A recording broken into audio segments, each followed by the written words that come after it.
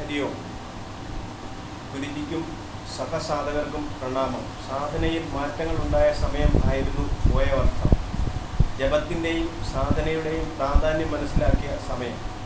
വലിയൊരു വീഴ്ചയിൽ നിന്നും ഒരു പോറൽ പോലും പറ്റാതെ രക്ഷപ്പെട്ടതും സാധനയുടെയും ഗുരുവിൻ്റെയും സംരക്ഷണമായിരിക്കും. എല്ലാത്തിലും ഉപരിയായി ഗുരുവിലും ചെയ്യുന്ന സാധനയിലും ഉള്ള വിശ്വാസമാണ് വേണ്ടത്. സാധന ചെയ്യുവാൻ നമ്മൾ തയ്യാറെങ്കിൽ ഈശ്വരൻ അതിനുള്ള അവസരം നൽകും. സാധനയ്ക്കുള്ള സമയം നിങ്ങളെ തേടിയെത്തും. സ്വാമി രാമയുടെ ഏതാനും വാക്കുകൾ ഇവിടെ ഉൾക്കൊള്ളിക്കട്ടെ. ദൃഢനിശ്ചയവും വിശ്വാസവും ആത്മജ്ഞാനത്തിലേക്കുള്ള കോണിയിലെ 2 പ്രധാന പടികളാണ്. ഇത് രണ്ടും കൈവശമില്ലെങ്കിൽ ആത്മജ്ഞാനം എന്ന വാക്ക് വെറുതെ എഴുതി വായിക്കാനേ കഴിയും, സാക്ഷാത്കരിക്കാനാവില്ല. വിശ്വാസത്തിൻ്റെ സഹായമില്ലാതെ ബുദ്ധിപരമായ അറിവ് കുറേയൊക്കെ നേടാനാകും. പക്ഷേ വിശ്വാസത്തിൻ്റെ വെളിച്ചത്തിൽ കൂടി മാത്രമേ ആത്മബോധത്തിൻ്റെ സൂക്ഷ്മതലങ്ങളിലേക്ക് നമുക്ക് എത്തി നോക്കാനാകും. വഴിയിലെ പ്രതിബന്ധങ്ങളും ഇച്ഛാഭംഗങ്ങളും തട്ടിലേക്ക് മുന്നോട്ട് നയിക്കുന്ന ശക്തിയാണ് ദൃഢനിശ്ചയം. നമ്മുടെ ഉള്ളിൽ ഇച്ഛാശക്തി വളർത്തിയെടുക്കുവാൻ ഇത് സഹായിക്കുന്നു. അകത്തായാലും പുറത്തായാലും വിജയത്തിന് നിദാനം അവൻ്റെ ഇച്ഛാശക്തിയാണ്. പോയ വർഷം ആദ്യം വീണ്ടും കടലിലേക്ക് എത്ര ജോലിത്തിരക്കായാൽ പോലും സാധനയ്ക്കുള്ള സമയം കണ്ടെത്തി. കടൽ ക്ഷോഭിച്ച് കിടന്നപ്പോഴും ആടിയുലയുന്ന കപ്പലിൽ ഇരുന്ന് സാധന ചെയ്യുമ്പോഴും മനസ്സിൻ്റെ ഉള്ളിൽ ഗുരുവിനോടും ഈശ്വരനോടും നന്ദി മാത്രമേ ഉള്ളൂ. ഈ ജന്മത്തിലെങ്കിലും ഇതിനായി സാധിച്ചല്ലോ. തുടർന്നും സാധന ചെയ്തുകൊണ്ടിരിക്കുന്ന അവസരങ്ങളിൽ ഭൂമധ്യത്തിൽ നേരിയ മർദ്ദം അനുഭവപ്പെട്ടു തുടങ്ങി. ചെറിയ പെരുപ്പ് പോലെ. ആദ്യം അത്ര കാര്യമാക്കിയില്ല. പിന്നീട് ആ പെരുപ്പ് കൂടിക്കൂടി വരികയും ഭൂമധ്യത്തിൽ കൂടി എന്തോ ശക്തിയായി ആഴ്ന്ന് തുളച്ചിറങ്ങി പോകുന്നതായി അനുഭവപ്പെട്ടു. ചില സമയങ്ങളിൽ സാധന ചെയ്യുമ്പോൾ ഇത് ഭയങ്കര ശക്തമായിരിക്കും. പിന്നീട് സാധന ചെയ്യാത്ത അവസരങ്ങളിലും ഈ അനുഭവം ഉണ്ടാകുവാൻ തുടങ്ങി. ഗുരുജിയോട് ഇതിനെപ്പറ്റി പറഞ്ഞപ്പോൾ ഗുരുജി പറഞ്ഞു, കുണ്ടലിനി ശക്തി വർക്കൗട്ടായി തുടങ്ങുന്നതിൻ്റെയാണ്. പിന്നെ ഈ ശരീരത്തിനും അപ്പുറം എന്തോ ഒന്നുണ്ട് എന്ന് നമ്മളെ ബോധ്യപ്പെടുത്തുകയും രാജയോഗ പ്രാക്ടീസ് ചെയ്യുന്നവർ ഇങ്ങനെ വരുന്ന അവസരങ്ങളിൽ അയാം സോൾ എന്ന് ജപിച്ചുകൊണ്ടേയിരിക്കും. പിന്നെ പറഞ്ഞ് സാധന ചെയ്യാത്ത സമയം ഇങ്ങനെ അനുഭവപ്പെടുമ്പോഴും ഇഷ്ടമൂർത്തിയെ മനസ്സിൽ ധ്യാനിച്ച് ജപിക്കുവാൻ പറഞ്ഞു. ഈ മാറ്റങ്ങൾ ഉണ്ടായത് എൻ്റെ കടൽ ജീവിതത്തിലാണ്. വീണ്ടും നാട്ടിലേക്ക് വന്നതിന് ശേഷം പുരോഗതി ഉണ്ടായില്ല. ഞാൻ വീടിന് പുറത്ത് നദിയുടെ തീരത്ത് ധ്യാനിക്കുവാനും ജപം ചെയ്യുവാനും ഇഷ്ടപ്പെടാറുണ്ട്. അങ്ങനെ ഒരവസരത്തിൽ പാട്ട് കേട്ടുകൊണ്ട് ധ്യാനിച്ചുകൊണ്ടിരുന്ന സമയം അറിയാതെ തന്നെ ആ പ്രകൃതിയുമായി അലിഞ്ഞു ചേർന്ന പോലെ പക്ഷികളുടെ ശബ്ദവും അവിടുത്തെ അന്തരീക്ഷവും പാട്ടും ആസ്വദിച്ച് ഞാൻ ഇല്ലാതായി തീർന്ന അവസ്ഥ. പക്ഷേ ആ ആനന്ദം അധികം നേരം നീണ്ടു നിന്നില്ല. ഒരാൾ വന്ന് വിളിച്ചപ്പോൾ പോകേണ്ടതായി വന്നു. എൻ്റെ അനുഭവത്തിൽ നിന്നും നമ്മൾ അറിയാതെ തന്നെ ജപത്തിന് അടിമയാകും. മദ്യപാനി ഒരു ഘട്ടം കഴിഞ്ഞാൽ സ്വയം കുടിക്കുക അല്ല ചെയ്യുന്നത്, മദ്യം അയാളെ കുടിപ്പിക്കുകയാണ് ചെയ്യുന്നത്. അതുപോലെയാണ് ജപത്തിൻ്റെ കാര്യത്തിലും എനിക്ക് അനുഭവപ്പെട്ടിട്ടുള്ളത്. ഗുരുജിയുടെ നിർദ്ദേശപ്രകാരം ഇഷ്ടമൂർത്തിയുടെ ഒരു നാമമാണ് ജപത്തിനായി തിരഞ്ഞെടുത്തത്. ഡ്യൂട്ടി കഴിഞ്ഞ് കിട്ടുന്ന ഇടവേളകൾ എക്സ്ട്രാ തോട്ട്സ് അയക്കുവാനും ജപത്തിനും മാത്രമാക്കി. രാത്രി ഡ്യൂട്ടിയുടെ സമയവും ജപത്തിനായി മാറ്റിവെച്ചു. ആദ്യം കുറേ ബുദ്ധിമുട്ടി. പകൽ സമയത്തെ ജപം ചൂട് കാലാവസ്ഥയിൽ പലപ്പോഴും വിയർപ്പിൽ കുളിച്ച് ഇരിക്കേണ്ടതായി വന്നു. പിന്നീട് ചൂടും ഒരു സുഖമായി മാറി. രാത്രിയിൽ ഡ്യൂട്ടി ടൈം കമ്പിളി കൊണ്ട് മൂടി ജപം തുടർന്നു. ആദ്യം ജപിക്കുന്ന വാക്കുകളിൽ ശ്രദ്ധ കേന്ദ്രീകരിക്കുവാൻ തുടങ്ങി. പതിയെ ഇഷ്ടമൂർത്തിയെ മനസ്സിൽ ധ്യാനിച്ച് ചെയ്യുന്ന ജപത്തിൽ അലിയുവാൻ തുടങ്ങി. ശരീരത്ത് എന്തൊക്കെയോ വന്നു ചേരുന്നതായി അനുഭവപ്പെട്ടു തുടങ്ങി. ഒരു തരിപ്പ് പോലെ ശരീരത്ത് തോന്നി തുടങ്ങി. ഗുരുജി പറഞ്ഞു, പോസിറ്റീവ് എനർജിയാണെന്ന്. തുടർന്നും ജപം ചെയ്തുകൊണ്ടിരുന്നപ്പോൾ ശരീരം ചൂടാകുന്നത് പോലെ അനുഭവപ്പെടുവാൻ തുടങ്ങി. തീയുടെ അടുത്ത് പോയിരിക്കുമ്പോൾ എങ്ങനെയോ അതുപോലെ ശരീരത്തിൻ്റെ ചില ഭാഗങ്ങളിൽ ആദ്യം തോന്നി. പിന്നെ അത് ശരീരത്തിലേക്ക് മുഴുവൻ വ്യാപിക്കുന്നതായി തുടങ്ങി. ഇത് രാത്രിയിലെ ജപത്തിന് ഏറെ സഹായകരമായി. തണുപ്പിനെ വകവയ്ക്കാതെ ജപം ചെയ്യാമെന്നായി. പക്ഷേ നാട്ടിൽ വന്ന് വീട്ടിലെ കാര്യങ്ങളൊക്കെ മറ്റും ഇൻവോൾവ്ഡ് ആയി കഴിഞ്ഞപ്പോൾ ഇതിന് ഇടവേള വന്നു. സമയം കിട്ടും പോലെ തുടരുന്നു. പക്ഷേ എല്ലാത്തിനും ഉപരിയായി ഗുരുവിൻ്റെ അനുഗ്രഹമില്ലെങ്കിൽ ഒരു നിമിഷം ഇരിക്കുവാനോ ജപമാലയുടെ ഒരു റൗണ്ട് പൂർത്തിയാക്കുവാനോ കഴിയുകയില്ല. ഒരിക്കൽ ബോംബെയിൽ ഞാൻ ജോലി ചെയ്തിരുന്ന കമ്പനിയുടെ ഓഫീസിന് പുറത്ത് ഇരിക്കുന്ന സമയം ഒരു സ്ത്രീ വന്നു. അവിടെ ഓഫീസ് ക്ലീൻ ചെയ്യുന്ന പ്രായമായ സ്ത്രീ ആയിരുന്നു. അവർ ജോലി ചെയ്യുന്ന സമയവും ശിവശിവ എന്ന് ജപിച്ചുകൊണ്ടേയിരുന്നു. എനിക്ക് അത്ഭുതവും ആദരവും ബഹുമാനവും എല്ലാം ഒരുമിച്ച് വന്നതുപോലെ ആ സ്ത്രീയുടെ കാൽ തൊട്ട് വന്ദിക്കണമെന്ന് തോന്നി. പക്ഷേ ആ സമയം അവർ അവിടെ നിന്നും പോയിരുന്നു. ജപം ചെയ്യുമ്പോഴും അറിയാതെ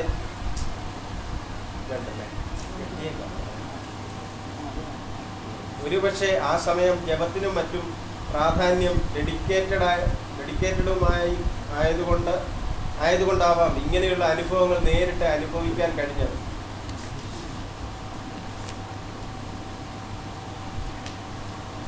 സ്വാമി രാമയുടെ വാക്കുകളിലേക്ക് വീണ്ടും ഞാൻ പോകട്ടെ. ആത്മജ്ഞാനം നേടാനുള്ള ഏറ്റവും നല്ല വഴി അനുഭവങ്ങൾ തന്നെ. മറ്റെല്ലാം തന്നെ നിസ്സാരമായ കുറുക്കു പാതകൾ ആണ്. ആത്മജ്ഞാനത്തിൻ്റെ പാതയിൽ ചരിക്കുന്നവർക്ക് ഏകാഗ്രതയും ആത്മനിയന്ത്രണവും ഹൃദയശുദ്ധിയും ആവശ്യമുണ്ടായിരിക്കേണ്ടതാണ്. കലുഷമായ മനസ്സ് പല മിഥ്യാധാരണകൾക്കും കാരണമാകുന്നു, വഴിയിൽ തടസ്സം സൃഷ്ടിക്കുന്നു. മനസ്സ് പൂർണ്ണമായും നിയന്ത്രണ വിധേയമാണെങ്കിൽ അത് അനുഭവിച്ചറിയാനുള്ള ഏറ്റവും നല്ല ഉപാധിയായി തീരുന്നു.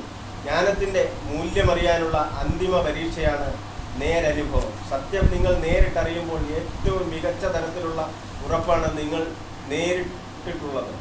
നിങ്ങളിൽ പലരും സുഹൃത്തുക്കളുടെ സമീപം ചെന്ന് അവരുടെ അഭിപ്രായം ആരായുന്നു. അപ്പോൾ അവരുടെ കാഴ്ചപ്പാടുകളിലുള്ള ഉറപ്പാണ് നിങ്ങൾ നേടുന്നത്.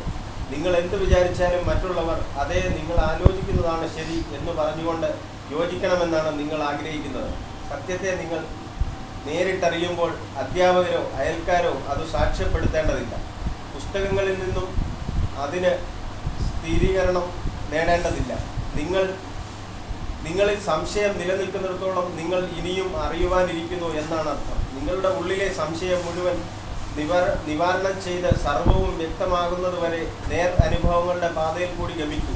നേർ അനുഭവങ്ങൾക്ക് മാത്രമേ യഥാർത്ഥ ജ്ഞാനത്തിൻ്റെ സ്രോതസ്സുകളിലേക്ക് പ്രവേശനമുള്ളൂ. ഒരിക്കൽ സ്വാമി രാമ മറ്റൊരു സ്വാമിയുടെ അടുക്കൽ മന്ത്രോപദേശത്തിനായി ചെന്നപ്പോൾ അദ്ദേഹം നൽകിയില്ല. പിന്നീട് 3-4 ദിവസത്തിലെ കാത്തിരിപ്പിന് ശേഷം ഗംഗയുടെ തീരത്ത് വെച്ച് സ്വാമി രാമയ്ക്ക് മന്ത്രോപദേശം നൽകുന്നതിന് മുൻപായി അദ്ദേഹം സ്വാമി രാമയോട് പറഞ്ഞു, ഈ മന്ത്രം എപ്പോഴും ഓർമ്മിച്ചുകൊണ്ടിരിക്കണം എന്ന് വാക്ക് നൽകണം. അതിനുശേഷം അദ്ദേഹം പറഞ്ഞു, എവിടെ കഴിയുകയാണെങ്കിലും സന്തോഷമായി കഴിയൂ. ഇതാണ് ഞാൻ നിനക്ക് തരുന്ന മന്ത്രം. എപ്പോഴും സന്തോഷമായിരിക്കൂ. കടവറയിൽ കഴിയുകയാണെങ്കിൽ പോലും, എവിടെ ജീവിക്കുകയാണെങ്കിലും, നരകത്തിൻ്റെ നടുവിലാണെങ്കിലും അവിടം സ്വർഗമാക്കി തീർക്കൂ. ഒരു കാര്യം എപ്പോഴും ഓർമ്മയുണ്ടായിരിക്കണം, സന്തോഷം അവനവൻ തന്നെ ഉണ്ടാക്കുന്നതാണ്. മനുഷ്യപ്രയത്നം മാത്രമേ അതിനാവശ്യമായുള്ളൂ. സ്വന്തം സന്തോഷം സ്വയം മെനഞ്ഞെടുക്കൂ. മന്ത്രം ഒരു അക്ഷരമോ സ്വരമോ വാക്കോ അല്ലെങ്കിൽ ഒരു കൂട്ടം പദങ്ങളോ ആകാം. ജ്ഞാനനിമഗ്നരായ യോഗികളുടെ കൃത്തിൽ അത് തെളിയുന്നു. മനുഷ്യൻ സംസാരിക്കുന്ന ഭാഷയിലാവില്ല അത്. ബോധത്തിൻ്റെ അതിസൂക്ഷ്മ തലങ്ങളിൽ ചെല്ലുമ്പോൾ കേൾക്കുന്ന ശബ്ദങ്ങൾ അന്വേഷകനെ കൂടുതൽ ഉയരങ്ങളിലേക്ക് നയിക്കുന്നു. ഒടുവിൽ പരിപൂർണ നിശബ്ദതയിൽ എത്തിച്ചേരുന്നു. ബോധത്തിൻ്റെ തീവ്രത കൂടുന്തോറും മന്ത്രാർത്ഥങ്ങളും കൂടുതൽ വ്യക്തമായി വരുന്നു. മന്ത്രങ്ങളും മനുഷ്യനെ പോലെ തന്നെയാണ്, ഒന്നിനുള്ളിൽ മറ്റൊന്ന്. അങ്ങനെ നിരവധി കവചങ്ങൾ, സ്ഥൂലം, സൂക്ഷ്മം, സൂക്ഷ്മതരം, സൂക്ഷ്മതമം. ഉദാഹരണത്തിന് ഓം എന്ന മന്ത്രത്തെ എടുക്കാം. ഇതിലുള്ള 3 സ്വരങ്ങൾ 3 അവസ്ഥകളെയാണ് യഥാർത്ഥത്തിൽ പ്രതിനിധാനം ചെയ്യുന്നത്. ജാഗ്രത, സ്വപ്ന, സുഷുപ്തി, അല്ലെങ്കിൽ 3 ശരീരങ്ങളെ എന്ന് പറയാം. സ്ഥൂലം, സൂക്ഷ്മം, സൂക്ഷ്മതരം. 4-മത്തെ, അതായത് മന്ത്രത്തിൽ ഏറ്റവും സൂക്ഷ്മമായ ഭാഗം രൂപങ്ങൾക്കും ശബ്ദങ്ങൾക്കും അതീതമാണ്, അനിർവചനീയവുമാണ്. മന്ത്രം അതിശക്തവും അതിപ്രധാനവും അത്ര തന്നെ ഒതുക്കമുള്ളതുമായ ഒരു പ്രാർത്ഥനയാണ്. സദാ ഓർമ്മിച്ചുകൊണ്ടിരുന്നാൽ ആ മന്ത്രം ജീവിതത്തിൻ്റെ മാർഗദർശിയാകും. പിന്നീട് വന്ന അനുകമ്പാദശകം ക്യാമ്പും അറിവ് ഈശ്വരനാണ് എന്ന് വെളിവാക്കുന്ന ഈ ക്യാമ്പും വ്യത്യസ്ത അനുഭവമായി. അതേപോലെ തന്നെ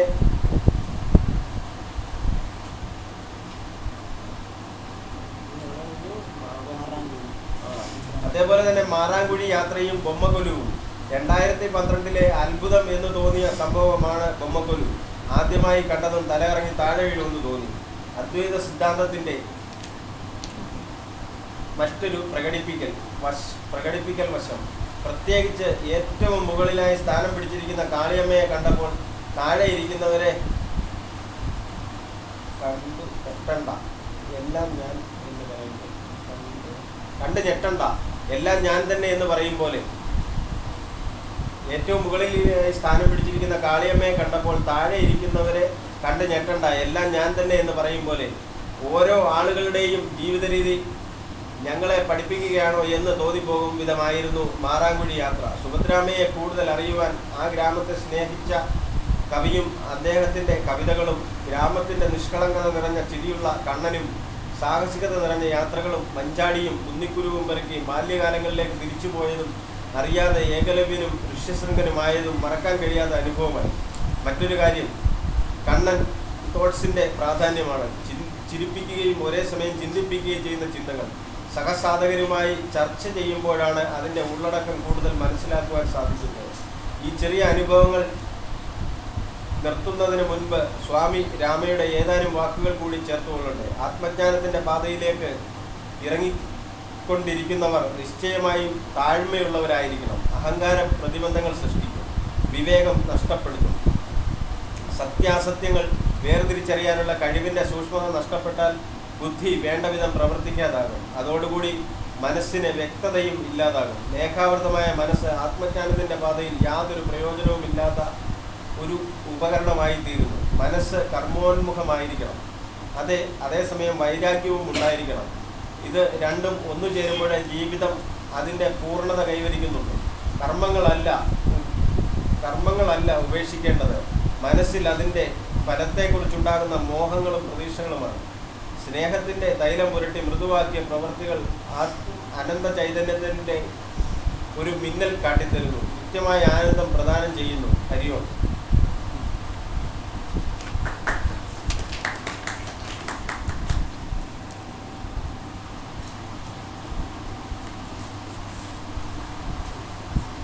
മഹേഷിൻ്റെ നന്ദമതി.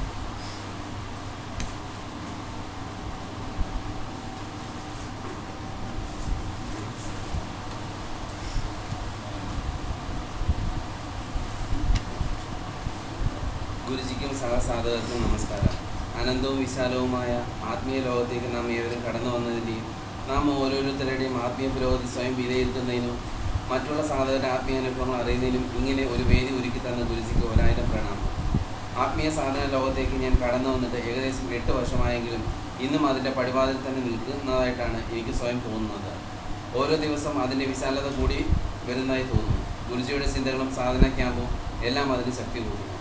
കഴിഞ്ഞ 1 വർഷത്തെ എൻ്റെ ആത്മീയ ജീവിതം തികച്ചും ജീവസുറ്റതല്ലാതെ ഇരുന്നു എന്ന് ഈ അവസരത്തിൽ ഞാൻ തുറന്ന് സമ്മതിക്കുന്നു. സാധന ചെയ്യുന്നു എന്നതല്ലാതെ അതിൽ ഒരു നല്ല വളർച്ച ഉണ്ടാക്കിയെടുക്കാൻ എനിക്ക് കഴിഞ്ഞിട്ടില്ല. പല അവസരങ്ങളിലും ഡെയിലി സാധനം മുടങ്ങിയിട്ടുണ്ട്. മന്ത്രജപത്തിൻ്റെ കാര്യത്തിലും അങ്ങനെയൊക്കെ തന്നെയാണ്.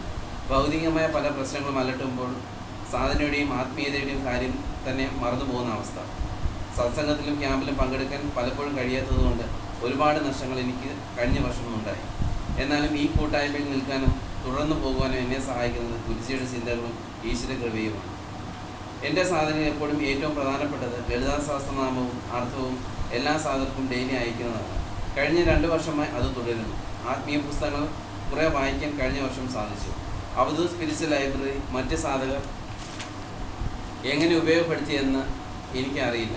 തികച്ചും ഏകാന്തവും ഒറ്റപ്പെട്ടതുമായിരുന്നു എൻ്റെ കഴിഞ്ഞ വർഷത്തെ ആത്മീയ ജീവിതം. സാധകരുമായി വളരെ വിരളമായ അവസരങ്ങൾ മാത്രമേ കണ്ടുമുട്ടലും സംസാരം ഉണ്ടായിട്ടുള്ളൂ. ആത്മീയ ലോകത്തെ അപേക്ഷിച്ച് ഭൗതിക ലോകത്തിലായിരുന്നു കൂടുതലായും ഞാൻ വസിച്ചത്. ക്രിയേറ്റീവായി യാതൊന്നും എനിക്ക് ചെയ്യാൻ കഴിഞ്ഞില്ല. ആകെ ഒരു ആശ്വാസമായി തോന്നുന്നത് ഗുരുപൂർണിമ ദിനത്തിൽ ഗുരുജിക്ക് സമർപ്പിച്ച 4 ഗണപതി വിഗ്രഹങ്ങളാണ്. കഴിഞ്ഞ വർഷവും എനിക്ക് ഏറ്റവും സമാധാനവും ആത്മീയ ഉണർവും തോന്നിയത് ഗണപതി വിഗ്രഹങ്ങൾ ഉണ്ടാക്കാൻ ഞാൻ ശ്രമിച്ച ആ ദിവസങ്ങളാണ്. അതിനുശേഷം സാധനയിൽ അല്പം ഉണർവും പുരോഗതിയും എനിക്ക് അനുഭവിക്കാൻ കഴിഞ്ഞു. ഗുഹാശകം, ബിനാകാശം തുടങ്ങി ക്യാമ്പിൽ നിന്നും വളരെ വലിയ ആത്മീയ ഊർജ്ജം ഗുരുജി പ്രദാനം ചെയ്തു. പലപ്പോഴും അദ്ദേഹത്തെ സന്ദർശിക്കുമ്പോഴും അദൃശ്യമായ ആ ചൈതന്യം അനുഗ്രഹവും അദ്ദേഹം എന്നിൽ ചൊരിഞ്ഞുകൊണ്ടേയിരുന്നു. അതുകൊണ്ട് മാത്രമാണ് ഇന്നും എനിക്ക് ഈ കൂട്ടായ്മയിൽ നിന്ന് പോകാൻ കഴിയുന്നത്. പലരും വന്നു, പലരും കൊഴിഞ്ഞുപോയി. ഗൃഹസ്ഥ ജീവിതവും ആത്മീയ ജീവിതവും എങ്ങനെ നന്നായി കൊണ്ടുപോകാമെന്ന് ഗുരുദാസ്ജിയും അഡ്വക്കേറ്റ് ശരത്ജിയും എനിക്ക് ഒരുപാട് പാഠങ്ങൾ മനസ്സിലാക്കി തന്നു. ഭൗതിക ജീവിതത്തിൻ്റെ അതിക്രൂരമായ മുറിവുകൾ ഏറ്റുവാങ്ങുമ്പോഴും ഗുരുജിയെയും ആത്മീയതയെയും ഉപേക്ഷിക്കുകയോ തള്ളിപ്പറയുകയോ ചെയ്യാത്ത അഡ്വക്കേറ്റ് ശരത്ജി എനിക്ക് വളരെ വലിയ ഒരു അത്ഭുതമായി തോന്നി. അദ്ദേഹത്തിൻ്റെ ക്ഷമാശീലം നാം ഏവരും പാഠമാക്കേണ്ടതാണ്. 2 വർഷത്തെ ഇടവേളയ്ക്ക് ശേഷം സംഘടിപ്പിച്ച മദ്രാസ് മെഡിറ്റേഷൻ ക്യാമ്പായിരുന്നു കഴിഞ്ഞ വർഷം എന്നെ ഏറെ ആകർഷിച്ചത്. ഭക്തിയുടെയും സാധനയുടെയും വിശ്വാസത്തിൻ്റെയും എല്ലാം മൂർത്തി ഭാവങ്ങളായ ലളിതമ്മയും ഉന്നീശ്വരമ്മയും സാന്നിധ്യം വളരെ പോസിറ്റീവായി എനർജി തന്നു. കാഴ്ചയില്ലാത്ത ലളിതമ്മയുടെ ആത്മീയ ഉൾക്കാഴ്ച കാണുമ്പോൾ എൻ്റെ കണ്ണുകളുടെ കാഴ്ചയ്ക്ക് വെറും അർത്ഥശൂന്യമായി തോന്നുന്നു. ആ അമ്മയുടെ ഗുരുഭക്തിക്ക് മുന്നിൽ ഈശ്വരനും വണങ്ങും എന്ന് തോന്നുന്നു. ആത്മീയതയിൽ ഒരു ചാഞ്ചല്യവുമില്ലാതെ കൈലാസം പോലെ നിലകൊള്ളുന്ന ആ അമ്മമാരുടെ മുന്നിൽ നാം എല്ലാം വെറും പാഴ്ചരികളാണെന്ന് തോന്നിപ്പോകുന്നു. മന്ത്രജപത്തിൻ്റെ പ്രാധാന്യം എന്താണെന്ന് സ്വയം അനുഭവിച്ചറിഞ്ഞ പല അവസരങ്ങളും ഉണ്ടായി. പലപ്പോഴും സാധനയിലും ധ്യാനത്തിലും അർഹമായ ശ്രദ്ധയും സമയവും ചെലവിടാൻ പറ്റാത്ത അവസരങ്ങളിൽ മന്ത്രജപം നല്ല ആശ്വാസം, സംതൃപ്തിയും മനഃശാന്തിയും പ്രദാനം ചെയ്തിട്ടുണ്ട്. ഒരു ദിവസം മുഴുവൻ ഇരുന്ന് ധ്യാനം ചെയ്ത് കിട്ടുന്ന അത്രയും എനർജി 30 മിനിറ്റ് മന്ത്രജപം നടത്തുമ്പോൾ ലഭിക്കുന്നതായി തോന്നിയിട്ടുണ്ട്. നമുക്ക് ഏവർക്കും ലഭിച്ച വ്യത്യസ്തമായ ഒരു അനുഗ്രഹമാണ് ഗുരുജിയുടെ കണ്ണൻ തോട്ട്സ്. ആദ്യ ദിവസങ്ങളിൽ അത് വെറും ഒരു തമാശ രീതിയിലാണ് ഞാൻ നോക്കിക്കണ്ടിരുന്നത്. പക്ഷേ ദിവസങ്ങൾ കഴിഞ്ഞു പോകുമ്പോൾ മാത്രമാണ് കണ്ണൻ ചിന്തകൾ അനന്തതയെപ്പറ്റി ചിന്തിച്ചു തുടങ്ങിയത്. ഈശ്വരനും സാധനും കളിക്കൂട്ടുകാരെ പോലെ ഒരുമിച്ചിരുന്ന് പ്രപഞ്ചരഹസ്യങ്ങൾ അനായാസമായി കെട്ടടിക്കുന്ന ഒരു പ്രതീതി ഉണ്ടാകുന്നു. അർജുനന് ഭഗവാൻ ഗീത ഉപദേശിച്ചതിലും സരളമായി നമുക്ക് ഗുരുജിയുടെ അറിവിൻ്റെ അമൃത് പകർന്നു തരുന്നു.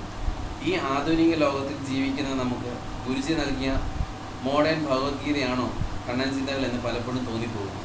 തികച്ചും വ്യത്യസ്തമായ ഒരു അനുഭവമായിരുന്നു നവരാത്രി ദിവസങ്ങളിലെ ബൊമ്മക്കുലു. ബാലുജിക്കും നീനുവിനും കൂടെ എനിക്ക് ബൊമ്മക്കുലു സെറ്റ് ചെയ്യാൻ ഗുരുജി അവസരം നൽകി അനുഗ്രഹിച്ചു. മനസ്സുകൊണ്ട് ഗുരുവിനെ അംഗീകരിക്കാത്ത ഒരു വ്യക്തിയാണ് എൻ്റെ സഹോദരി.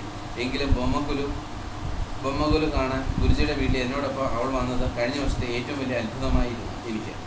എല്ലാം നമ്മുടെ കണ്ണൻ്റെ മായാലീലകൾ. ആത്മീയമായും ഭൗതികമായും സാധാരണ ഗുരുജി ഏറെ അനുഗ്രഹിച്ച വർഷമായിരുന്നു കഴിഞ്ഞു പോയത്. നമ്മുടെ ടീച്ചറമ്മ മന്ത്രദീക്ഷ അനുഗ്രഹീതയായി, സ്വാമി ഹരിപ്രിയായി, നന്ദജി ഒരു ഉത്തമ ഗൃഹസ്ഥനായി.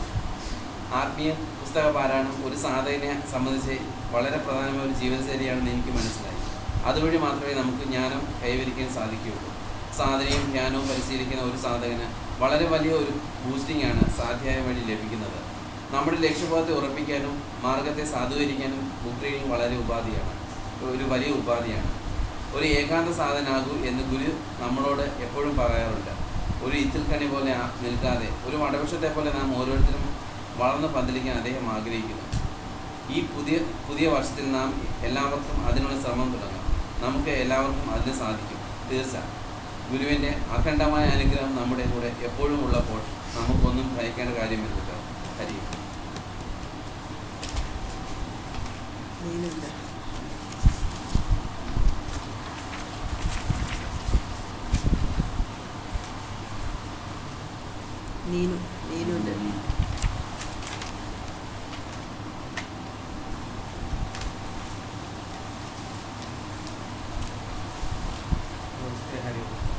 I don't know how to start my words to define my last year's experience. Anyway, I will try my level best to share my ego before you. It was an unforgettable moment when Guruji taught me B.Tech subject before final exams. I understood the fact that Guruji is equipped with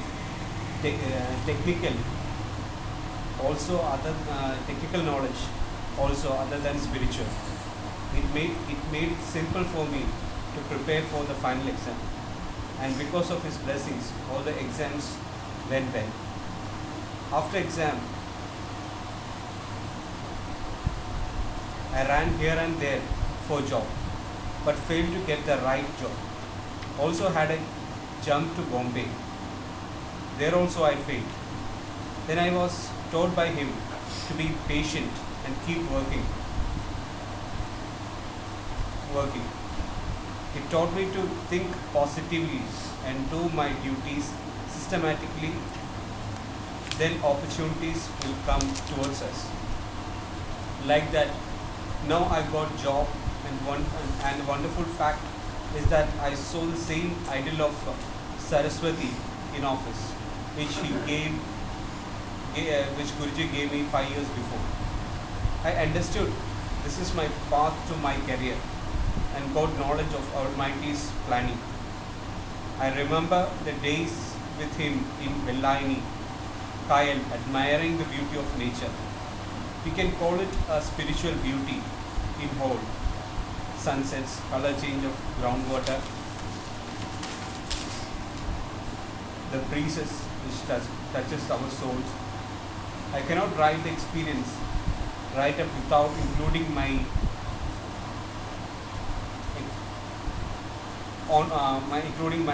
experience during 10 days Navaratri Puja.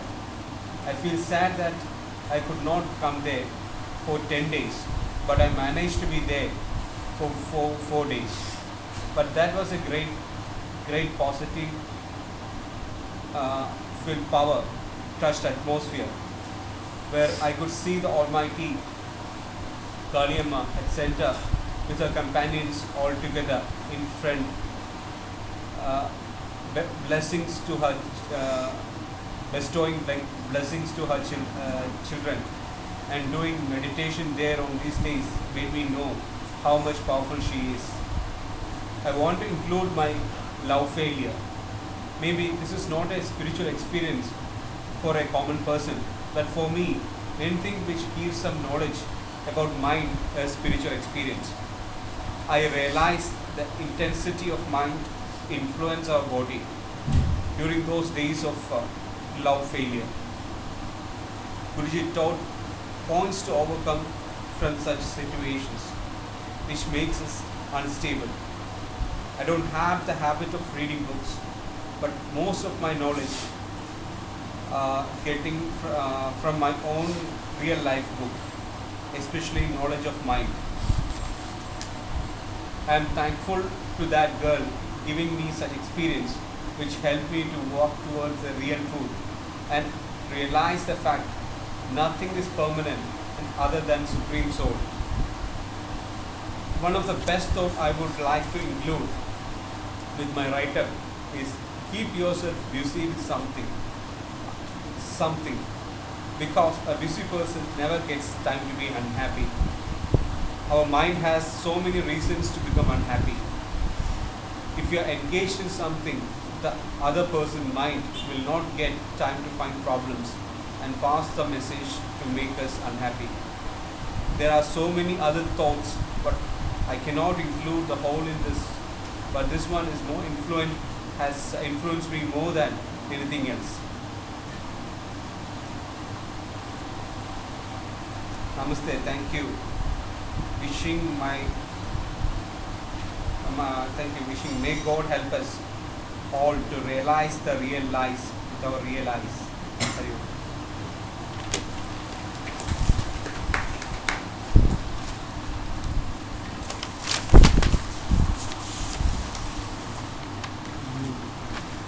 Manikuttan എന്തെങ്കിലും പറയൂ.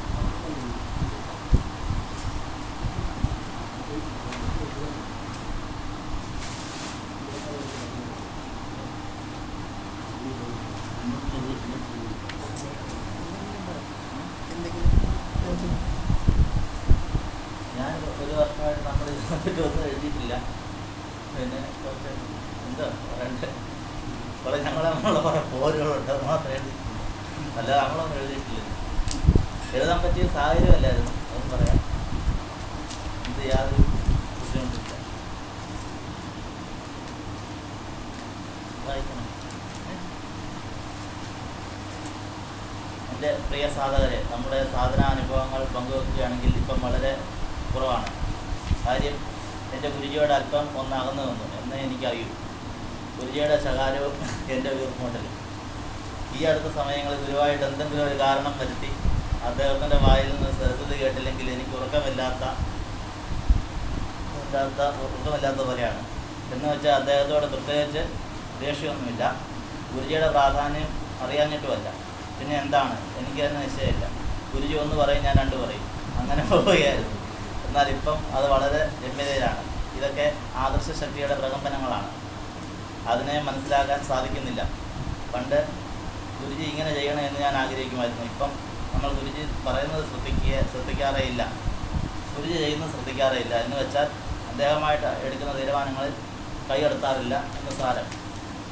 ഇതൊക്കെയാണെങ്കിൽ ആരെങ്കിലും ഗുരുജിയെ പറയുന്നത് ഞാൻ ഒട്ടും സഹിക്കുന്ന കാര്യവുമല്ല. കഴിഞ്ഞ മരുത്വാമലയ്ക്ക്, അതായത് ഞാൻ ഗുരുജിയോട് കൂടെ മരുത്വാമലയ്ക്ക് പോയതിനോട് ആവശ്യമാണ്, അന്നുണ്ടായ കാർ ആക്സിഡൻറ്റ് ഇന്നും മറക്കുന്നതല്ല. എല്ലാം കണക്കൂട്ടി വെച്ചതുപോലെ എനിക്കിതിൽ നിന്നും ശരിക്കും മനസ്സിലായത് ഇതാണ്: അദ്ദേഹത്തിൻ്റെ കയ്യിലെ വെറും കളിപ്പാവുകൾ മാത്രമാണ് നമ്മൾ. എല്ലാം അദ്ദേഹം ചിന്തിക്കണം, അല്ലാതെ യാതൊരു രക്ഷയുമില്ല. അല്ലെങ്കിൽ മൊബൈൽ ഫോണിന് റേഞ്ച് ഇല്ലാത്ത അവസ്ഥയായി പോകും. എന്താ കഥ? അതുകൊണ്ട് അതിന് സർവേശ്വരൻ അനുഗ്രഹിക്കട്ടെ.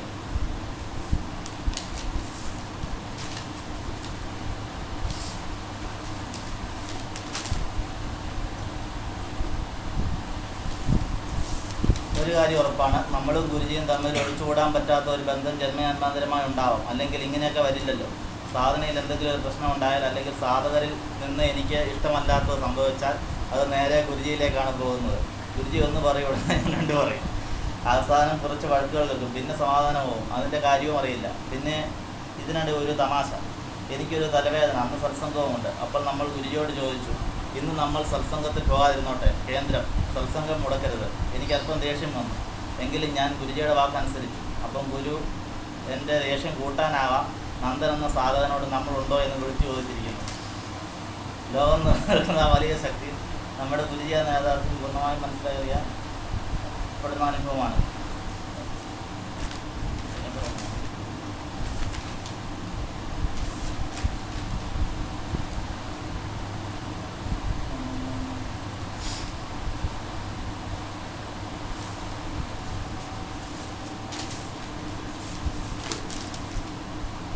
അപ്പോൾ എല്ലാം അറിയുന്ന ഗുരുജി ഇങ്ങനെ നാടകം എന്തിനു കളിച്ചു? ഞാൻ ദേഷ്യത്തിൽ ഗുരുജിയോട് പറഞ്ഞു, ഗുരുജിക്ക് എന്നെ വിശ്വാസമില്ലേ? ഗുരുവില്ല. അതിനാണ് ഞാൻ അയാളോട് വിളിച്ചു ചോദിച്ചത്. അപ്പം നമ്മൾ പറഞ്ഞു, അയ്യോ പാവമെന്നറിയില്ല, സത്സംഗത്തിനിടയ്ക്ക് സംസാരിക്കുന്നു. അടുത്ത ദിവസം ഗുരുജിയെ നമ്മളുമായി ഫോണിൽ മെസ്സേജ്. രാവിലെ 9 AM തുടങ്ങിയത് നോൺ സ്റ്റോപ്പായി വൈകിട്ട് 6 മണി വരെ. എന്താ ഇതിൻ്റെയൊക്കെ അർത്ഥം? ഒന്നും അറിയില്ല. ഒടുവിൽ ക്ഷേത്രത്തിലെ പൂജയ്ക്ക് ശേഷം വീണ്ടും 7 തൊട്ട് രാത്രി 10 മണി വരെ. ഒടുവിൽ രമ്യതയിലായി. ഇതൊക്കെ ഇങ്ങനെ പോകുന്നു. പിന്നെ ഇപ്പം നമുക്ക് ഒരു മാറ്റം വന്നത് ഗുരു എത്ര ദേഷ്യപ്പെട്ടാലും പിറ്റേ ദിവസം ഗുരുവായിട്ട് വഴക്കിടുകയായിരുന്നു പരിപാടി. 2 മാസം 2-3 മാസം കൊണ്ട് അങ്ങനെയൊന്നും കാണുന്നില്ല. രമ്യതയിൽ പോവുകയാണ്.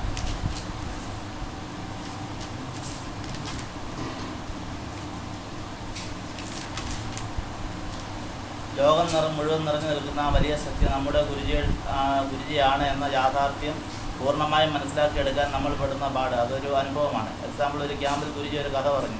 ഒരാൾ പേർ ശരിക്കും കിട്ടുന്നില്ല, ശിവന് പൂജ ചെയ്തു എന്നും ഭഗവാൻ അദ്ദേഹത്തിൻ്റെ പൂജ ഇഷ്ടപ്പെട്ട് കാൽത്തള അദ്ദേഹം ആട്ടിക്കൊണ്ടിരുന്നുവെന്നും ഒരു കഥ. അത് നമ്മളെ കൂടുതൽ ആകർഷിച്ചു. ഗുരുജി എന്നോട് പറയുകയുണ്ടായ ക്യാമ്പുകൾ മിസ്സായത് തിരിച്ചു പിടിക്കണം. 5 ക്യാമ്പ് വീഡിയോസ് കണ്ടെഴുതിയെടുത്തു. എഴുതിയെന്ന് പറഞ്ഞാൽ ഗുരുജി പറയുന്ന ഓരോ അക്ഷരവും ശ്രദ്ധിച്ച്. സത്യത്തിൽ ഒരു വീഡിയോ എഴുതാൻ പറ്റുമെന്ന് ഞാൻ ചിന്തിച്ചിട്ടേ ഇല്ല.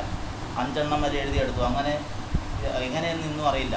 നമ്മളും സ്വാമിനിയമ്മയും കൂടി അത് ചർച്ച ചെയ്യുകയും ചെയ്തു. അതുപോലെ ഭജഗോവിന്ദം ക്യാമ്പ് നടന്ന സമയം എങ്ങനെയൊക്കെയാണ് അതിനൊക്കെ വന്നു എന്നൊന്നും എനിക്കറിയില്ല. എല്ലാം ഭഗവാന്റെ സങ്കല്പം.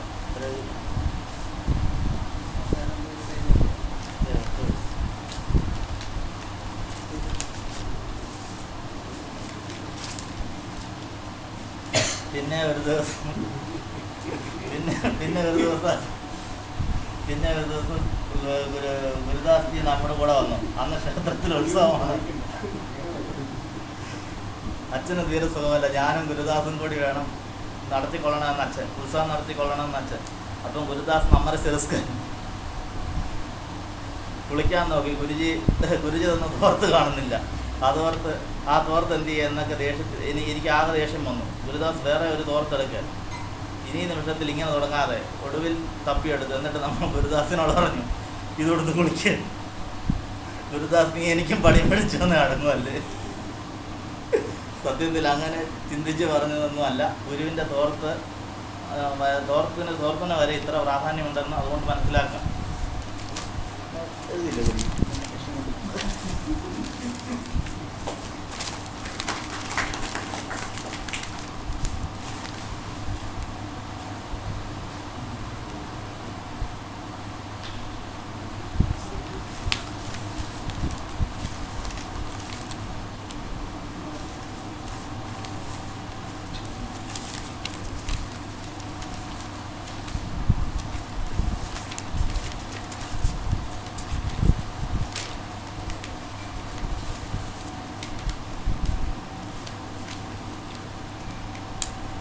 അനുഭവങ്ങൾ ആദ്യം പറയുന്നതിന് മുമ്പേ ചെറിയൊരു ഇൻട്രൊഡക്ഷൻ പറയാം. അപ്പോൾ ഞാൻ ഗുരുജിയെ പരിചയപ്പെടുന്നതിന് മുമ്പേ തന്നെ എൻ്റെ ഒരു ജീവിതം എന്ന് പറഞ്ഞാൽ എങ്ങനെയായിരുന്നു എന്ന് എനിക്കിപ്പോൾ ചിന്തിക്കാൻ പറ്റും.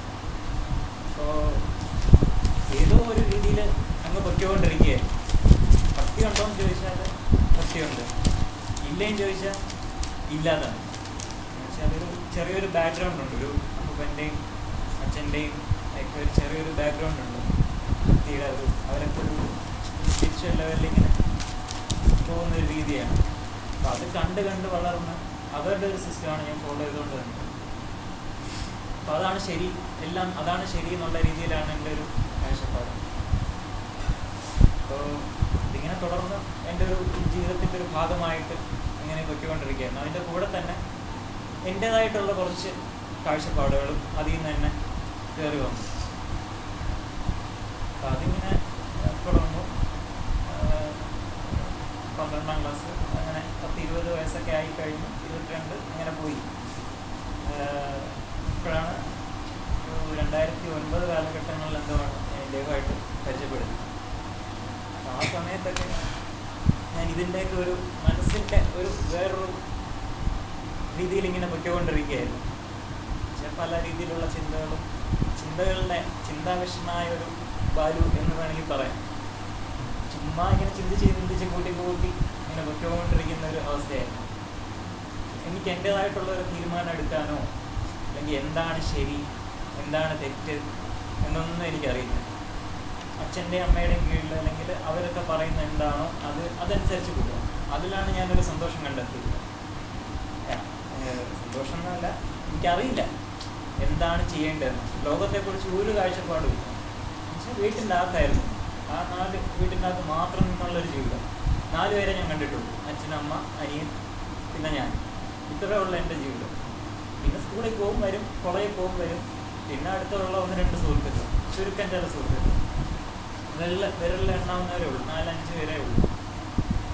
അങ്ങനെയൊക്കെ പൊയ്ക്കൊണ്ടിരുന്ന സമയമാണ് ഇദ്ദേഹത്തെ പരിചയപ്പെടുന്ന തൊട്ട് മുമ്പേ കുറച്ചാൾ മുമ്പ് വരെ എനിക്ക് എൻ്റെ അനിയനൊക്കെ നല്ല രീതിയിൽ ഫ്രണ്ട്സൊക്കെ ആയിട്ട് ഇങ്ങനെ കളിച്ച് നടക്കണം കാണുമ്പോൾ എനിക്കൊരാഗ്രഹം, എനിക്ക് പറ്റുന്നില്ലല്ലോ. അങ്ങനെയൊക്കെ ഓരോ ആഗ്രഹങ്ങൾ തോന്നും. ഇവൻ ചെയ്യും പോലെയൊക്കെ ചെയ്യണം, അല്ലെങ്കിൽ ബാക്കി ഫ്രണ്ട്സ് ചെയ്യും പോലെയൊക്കെ കറങ്ങി നടക്കണം, ഫ്രണ്ട്സ് വേണം, പെൺകുട്ടികളിൽ സംസാരിക്കണം, ഗേൾ ഫ്രണ്ട്സ് വേണം, അങ്ങനെയൊക്കെ ഓരോ ചിന്തകൾ. പിന്നെ ഉള്ളിലൊരു കോംപ്ലക്സ് ആണ്, എനിക്ക് അതിന് പറ്റുമോ, ഇങ്ങനെയൊക്കെ നടക്കാൻ പറ്റുമോ, വല്ലാത്തൊരു കോംപ്ലക്സൊക്കെ ആയി.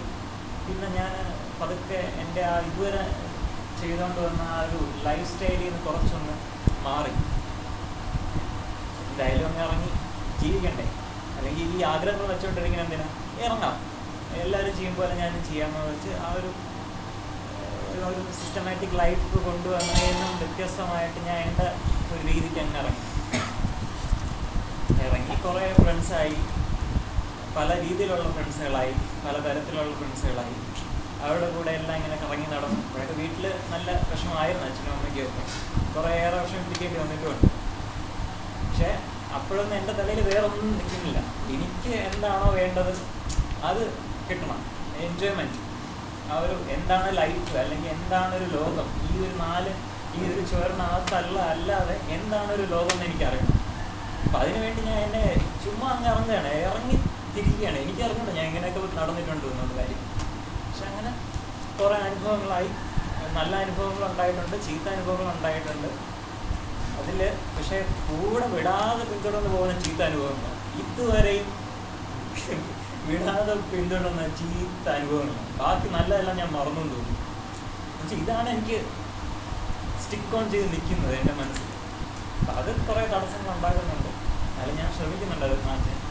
പിന്നെ ഇദ്ദേഹമായിട്ട് പരിചയപ്പെട്ടതിന് ശേഷമാണ് കുറച്ചെങ്കിലും എന്തെങ്കിലും ഒരു മാറ്റം എന്ന് പറയാൻ എനിക്ക് കുറച്ചെങ്കിലും ചൂണ്ടിക്കാണ്. 1% മാറ്റം എന്ന് പറയാൻ തുടങ്ങിയത് തന്നെ ഇദ്ദേഹമായിട്ട് പരിചയപ്പെട്ടതിന് ശേഷമാണ്. അല്ലെങ്കിൽ ഞാൻ ഏത് രീതിയിൽ പോകുന്നു ഒരു പിടിയില്ല.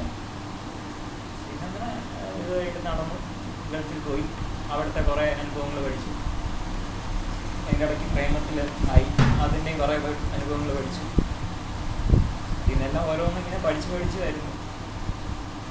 പിന്നെ ഓരോ ചെറിയ ചെറിയ അനുഭവങ്ങളും കുറേയൊക്കെ നിങ്ങൾക്കറിയാം. കഴിഞ്ഞ ഇതിൽ ഞാൻ പറഞ്ഞിട്ടുണ്ട്, ഈ ആനുവൽ ഡേ കുറച്ചൊക്കെ എഴുതിയിട്ടുണ്ടായിരുന്നു.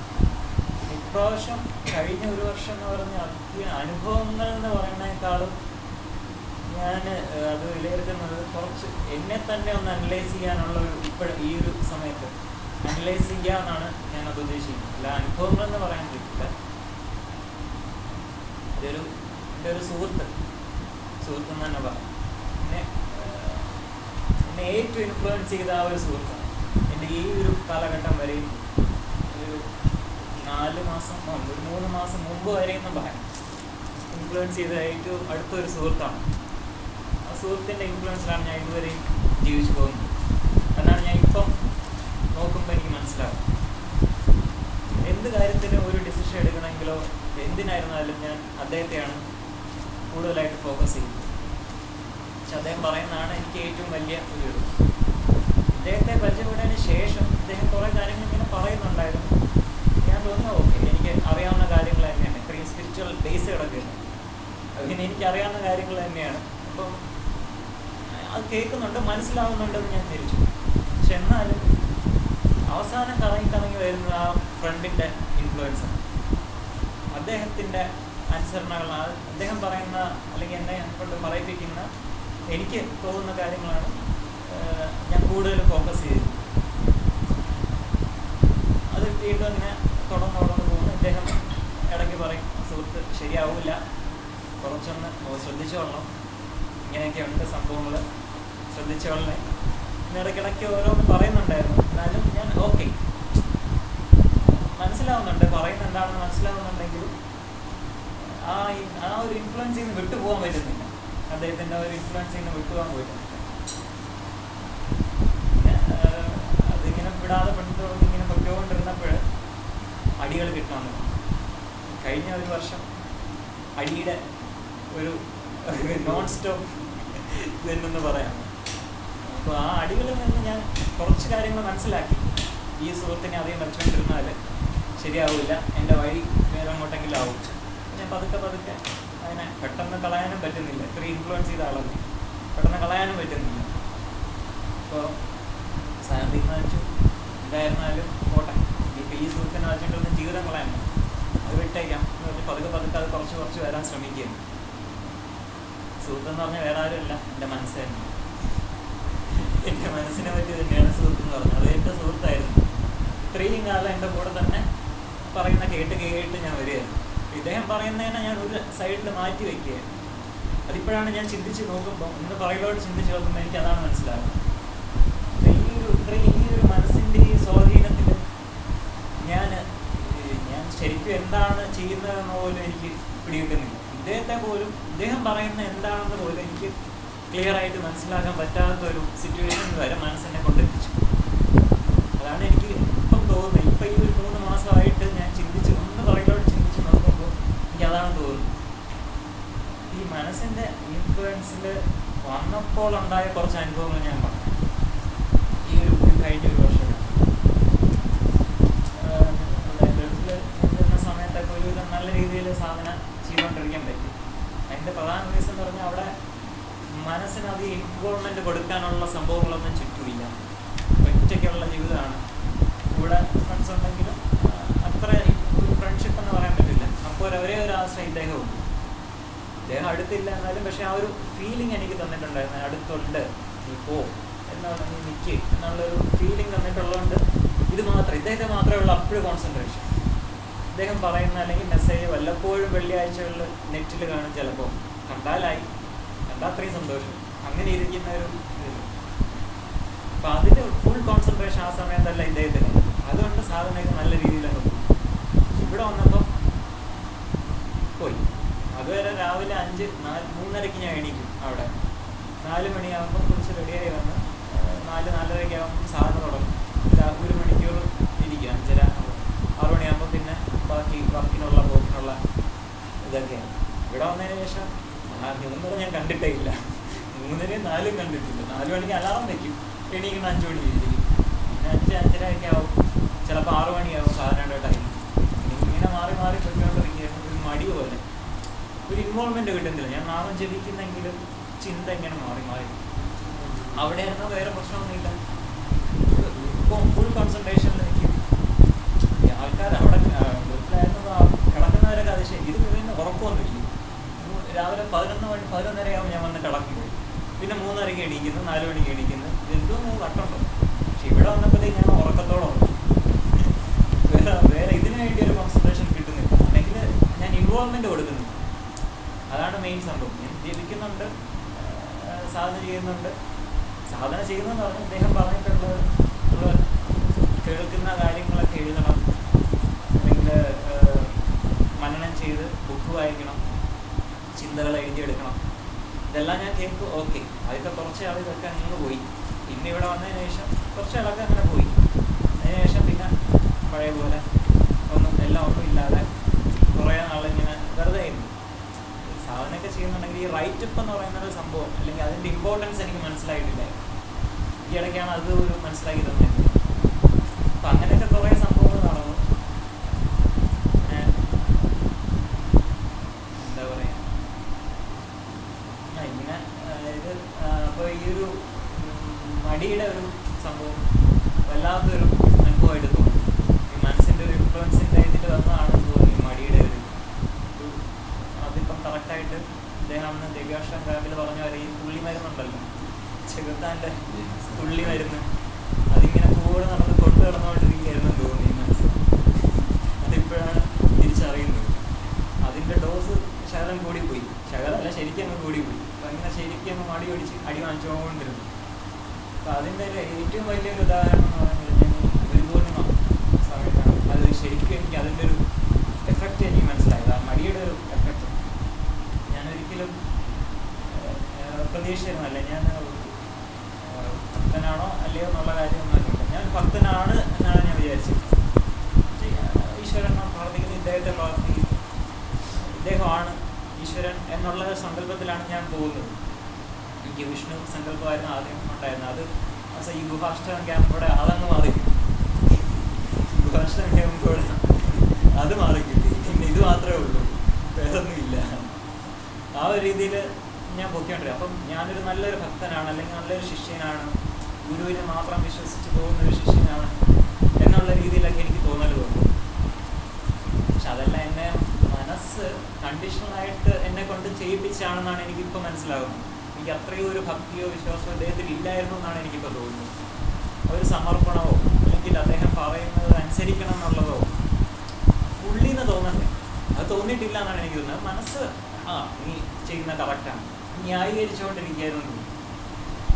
അപ്പം അങ്ങനെ പൊയ്ക്കൊണ്ടിരുന്നപ്പോഴാണ് ഈ ഗുരുപൂർണിമ സമയത്ത്, ഗുരുപൂർണിമയല്ലേ, ആ ഒരു പവിത്രതയോടെ വന്നിരിക്കുകയാണ്. അപ്പം എപ്പോഴോ എൻ്റെ ഉള്ളിൽ കയറിയതാണെന്ന് തോന്നുന്നു. ഈ ഒരു മടിയുടെ ഇതെല്ലാം കൊണ്ട് അതിൻ്റെ ഒരു കണ്ടിന്യൂഷനിൽ കയറിയതാണെന്ന് തോന്നുന്നു. ചെറിയൊരു സംഭവം, വളരെ ചെറിയൊരു സംഭവമാണ്. അത് ഇംഗ്ലീഷ് ലെറ്ററിൽ എഴുതുന്ന ഒരു സംഭവം ഉണ്ടല്ലോ, EGO എന്ന് പറയുന്നൊരു സംഭവം വളർന്നു എന്നാണ് മനസ്സിലാക്കാൻ സാധിച്ചത്. ഇപ്പോൾ ഗുരുപൂർണിമയുടെ അന്ന് സ്വാമിനി അമ്മയ്ക്ക് സ്വാമിനി പദവി കൊടുക്കുന്നു. അപ്പോൾ അദ്ദേഹം ഇങ്ങനെ സ്വാമിനിയെ നാളത്ത് വിളിച്ചപ്പോഴത്തേക്ക് എന്തോ ഒരു ഫീലിംഗ് മനസ്സിൽ, എന്തോന്നോ ഒരു ഇടി പിന്നല്ലോ, എന്തോന്നോ പോലെ ഒരു ഇടിച്ചു കയറുന്നു. ഞാൻ ആലോചിക്കുകയാണ്, എന്ത് പറ്റും? സ്വാമിനി അമ്മയ്ക്ക് സ്വാമിനി സന്യാസിനി ദീക്ഷ കിട്ടി, എനിക്കെന്ത് കിട്ടിയില്ല? ഞാൻ ഇത്രയും ഭക്തിയോടെ നിന്നല്ലേ, ഞാൻ പൂർണ്ണ സമർപ്പണമല്ലേ ഇദ്ദേഹത്തെ ചെയ്തത്, ഞാൻ ആഗ്രഹിച്ചിരുന്നല്ലേ ഒരു സന്യാസ ജീവിതം. എന്ത് പറ്റി എനിക്ക് കിട്ടിയില്ല? സ്വാമിനി അമ്മയ്ക്ക് കൊടുത്തല്ലോ, എനിക്കെന്തുകൊണ്ട് കിട്ടിയില്ല? ഇങ്ങനെ ചിന്തിച്ചു. ആ ചിന്തിച്ച് കഴിഞ്ഞ ഉടനെ തന്നെ പെട്ടെന്ന് അതിൻ്റെ ഒരു എഫക്റ്റ് എന്ന് പറഞ്ഞാൽ അന്ന് ഫുള്ളും എനിക്കുണ്ടായിരുന്നു. എനിക്ക് ഇദ്ദേഹത്തിൻ്റെ കൂടെ ഇരുന്ന് ആ പ്രഭാഷണം കേൾക്കുമ്പോഴായിരുന്നാലും എനിക്ക് എൻ്റെ ചിന്ത, ഈ ഒരു ചിന്ത അതാണ് വരുന്നത്, എന്തുകൊണ്ട് എനിക്ക് കിട്ടുന്നില്ല, ഇതെന്ത് പറ്റി ഇങ്ങനെ ഒരു ഇത്, ഞാൻ അർഹനല്ലേ, ഞാൻ എത്രയും പൂർണ്ണ സമർപ്പണം അല്ലേ ചെയ്തത്, ഭക്തി ഇല്ലേ എനിക്ക്, എന്നൊക്കെ ഒരു ചിന്തയാണ്. അവസാനം ഇങ്ങനെ ആലോചിച്ച് വീട്ടിൽ പോയിരുന്നു, ഇത് തന്നെ ചിന്ത, വേറെ ഒന്നും വരുന്നില്ല, ഇങ്ങനെ തന്നെ വരികയാണ്.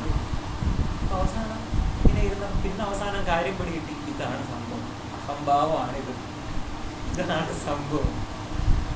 അപ്പോൾ പിന്നെ അദ്ദേഹത്തിന് രാത്രി എനിക്ക് നേരിട്ട് പറയാനൊരു വിഷമം, ഇങ്ങനെ വന്നല്ലോ എനിക്ക്, അതുകൊണ്ട് മെസ്സേജ് അയച്ചു. അവൻ ഇങ്ങനൊരു സംഭവം ഉണ്ടായി, എനിക്കിത് മനസ്സിലായി, ഇനി ഇത് ഉണ്ടാവാതെ ശ്രദ്ധിച്ചോളാം. സ്വാമിനിയമ്മയ്ക്ക് അറിയാതെ ഇങ്ങനെ ഒരു സ്വാമിനിയമ്മ കാരണമാണല്ലോ ഇങ്ങനെ വന്നത്. ഇപ്പം സ്വാമിനിയമ്മ അറിഞ്ഞുകൊണ്ട് ചെയ്തതല്ലല്ലോ, സ്വാമിനിയമ്മയ്ക്ക് ഒരു മാപ്പ് മനസ്സുകൊണ്ട് അങ്ങനെ നേർന്നു. എന്നിട്ട് മനസ്സിലാക്കി ഇപ്പം അതിൻ്റെ ഒരു ആ ഒരു സംഭവം, അഭാവം എന്ന് പറയുന്ന സംഭവം എത്രത്തോളം ഒരു വൃത്തികെട്ടൊരു സംഭവമാണ് ഇതോടെ മനസ്സിലായി കിട്ടി.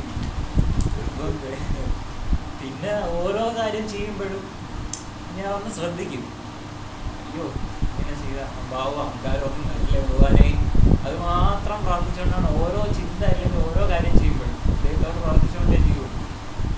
അത് മുന്നോട്ട് പോകുന്നുവെന്ന് തോന്നുന്നു. ഇപ്പോൾ വലിയ കുഴപ്പമില്ലോ, ഭയങ്കര ആശ്വാസത്തിൽ പോവുകയാണ്, സമാധാനമാണെന്ന് തോന്നുന്നു ഇപ്പോൾ ഇങ്ങനെ പോകുന്നു.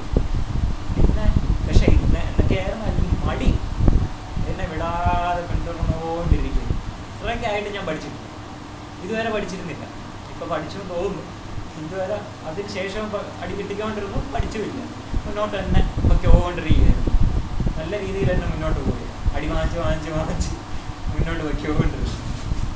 അങ്ങനെ നടന്ന ക്യാമ്പുകൾ, ദേവ്യാഷ്ടകം, അനുകമ്പാദശകം, ഇതിലെല്ലാത്തിലും ഞാൻ പങ്കെടുത്തു, ഓക്കെയാണ്.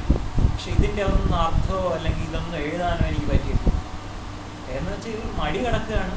മാത്രമല്ല ഈ ഒരു എന്തോ ആ മടി കാരണമായിരിക്കും എനിക്കിതൊന്നും ക്ലിക്കാവുന്നില്ല. ഗൃഹാഷ്ടകം മാത്രം ക്ലിക്കാണ്. എന്ന് വെച്ചാൽ മടി പിടിക്കുന്നതിന് തൊട്ട് മുമ്പേ ഗൃഹാഷ്ടകം, അപ്പോൾ അത് മാത്രം ക്ലിക്കായി, അതിൽ മാത്രം കോൺസെൻട്രേറ്റ് ചെയ്ത് പോവുകയാണ്. എനിക്ക് അതെന്തോ ഒരു വലിയൊരു ഇൻഫ്ലുവൻസ് ചെയ്തു. പക്ഷേ ബാക്കിയൊന്നും എന്നെ ഇൻഫ്ലുവൻസ് ചെയ്യുന്നില്ല. ഇതല്ലേ ഏറ്റവും വലുത്, ഇതാണ് എനിക്ക് പിടികിട്ടിയത്. എന്ന് വെച്ചാൽ ഗുരുവാണ് വലുത്, ഗുരുവിനെ ഈശ്വരനാണ് എന്നുള്ളൊരു ബോധം ഉള്ളിൽ കിട്ടിക്കഴിഞ്ഞപ്പോൾ ഇത് തന്നെയാണ് സത്യം. ഞാൻ ഇത്രയും വിശ്വസിക്കുകയല്ല ഇത്, അല്ലെങ്കിൽ സമർപ്പണം ചെയ്യുകയല്ലായിരുന്നില്ല. അപ്പം അങ്ങനെയൊക്കെ ഉള്ളതുകൊണ്ടായിരുന്നില്ല ഈ ബാക്കിയുള്ള ക്യാമ്പുകളും എനിക്കിത് എഫക്റ്റും വരുന്നില്ല. അനുകമ്പാദശകവും ദേവ്യാഷ്ടകമൊക്കെ, അനുകമ്പയെക്കുറിച്ചൊക്കെ അദ്ദേഹം പറയും, നേരത്തെ പറഞ്ഞിരുന്നു, അത് വല്ലാത്ത നല്ല ടോപ്പിക്കാണ്, കേൾക്കേണ്ട ടോപ്പിക്കാണ്. ഞാൻ എന്തോ പ്രതീക്ഷിച്ചിരുന്നു. ഇതൊക്കെ കേട്ട് കഴിഞ്ഞാൽ എനിക്കൊന്നും തോന്നുന്നില്ല, ഒരു സംഭവം തോന്നുന്നില്ല. അതെന്തുകൊണ്ടായിരുന്നു? ഈ മടിയുള്ളതുകൊണ്ടല്ലേ, എനിക്കൊന്നും ഉൾക്കൊള്ളാൻ കഴിയുന്നില്ല. അല്ലെങ്കിൽ ഇദ്ദേഹത്തിൽ അത്രയും സമർപ്പണം ഞാൻ ചെയ്തിരുന്നെങ്കിൽ ആ ഒരു ദേഹം നമ്മളോട് കാണിക്കുന്നത് എന്താണ്? അനുകമ്പയാണ്, അല്ലെങ്കിൽ അത്രയും ഒരു സ്നേഹമല്ലേ. പക്ഷെ അത് നമുക്ക് മനസ്സിലാക്കാൻ പറ്റുന്നില്ല. ആ ഒരു സ്നേഹം, ഇത്രയും സ്നേഹം തരുന്ന ഇദ്ദേഹത്തെ നമുക്ക് മനസ്സിലാക്കാൻ കഴിയുന്നില്ല. അപ്പോൾ അതിൻ്റെ ഒരു തീവ്രത, ആ ഒരു മടിയുടെ ഒരു തീവ്രത എത്രത്തോളം എന്നെ എഫക്റ്റ് ചെയ്തു നോക്കണം. മടിയുടെ ആ ഒരു അഹംഭാവത്തിൻ്റെയും എല്ലാം അറിയാവുന്ന ഒരു ഭാവം വന്നു പോയി. ഇതെല്ലാം ബേസ് കിടക്കില്ല, ഇത്രയും ബേസ് എടുക്കില്ല. അപ്പൂപ്പനും എല്ലാം ഇത്രയും ബേസിൽ കിടക്കുകയാണ്.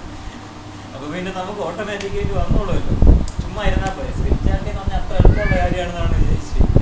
പക്ഷെ ഒന്ന് ഇതിൻ്റെ ഒരു ഇംപ്ലിമെൻറ്റേഷൻ നമ്മൾ ചെയ്യാൻ വേണ്ടി വരുമ്പോഴാണ് നമ്മൾ അതിൻ്റെ ഒരു കാഠിന്യം, അല്ലെങ്കിൽ ഇത് എത്രത്തോളം പാടാണ് ഈ ഒരു സ്പിരിച്വാലിറ്റി എന്ന് പറയുന്ന സംഭവം, അല്ലെങ്കിൽ ഇതിൻ്റെ ഒരു ആശയങ്ങളുമായിട്ട് നമുക്ക് ജീവിതത്തിൽ കൊണ്ടുപോകണമെങ്കിൽ ഈ സ്പിരിച്വാലിറ്റി അത്ര എളുപ്പമല്ല എന്ന് മനസ്സിലാവുന്നത്. കറക്റ്റായിട്ട് അതിൽ ഒന്ന് ഇദ്ദേഹത്തെ അല്ലെങ്കിൽ പറഞ്ഞു തരുന്ന ആളെ ആരായിരുന്നാലും അദ്ദേഹത്തെ ഒന്ന് വിശ്വസിച്ച് പൂർണ്ണ സമർപ്പണം ചെയ്താലേ നമുക്ക് മനസ്സിലാകും. അല്ലെങ്കിൽ നമ്മളതായിട്ടുള്ള ഒരു ഇൻ്റർപ്രിട്ടേഷൻ അല്ലേ, മൈൻഡിൻ്റെ ഒരു ഇൻ്റർപ്രിട്ടേഷൻ അല്ലെങ്കിൽ ഇൻഫ്ലുവൻസിലായിരിക്കും നമ്മൾ ഓരോന്ന് ചിന്തിക്കുന്നത്.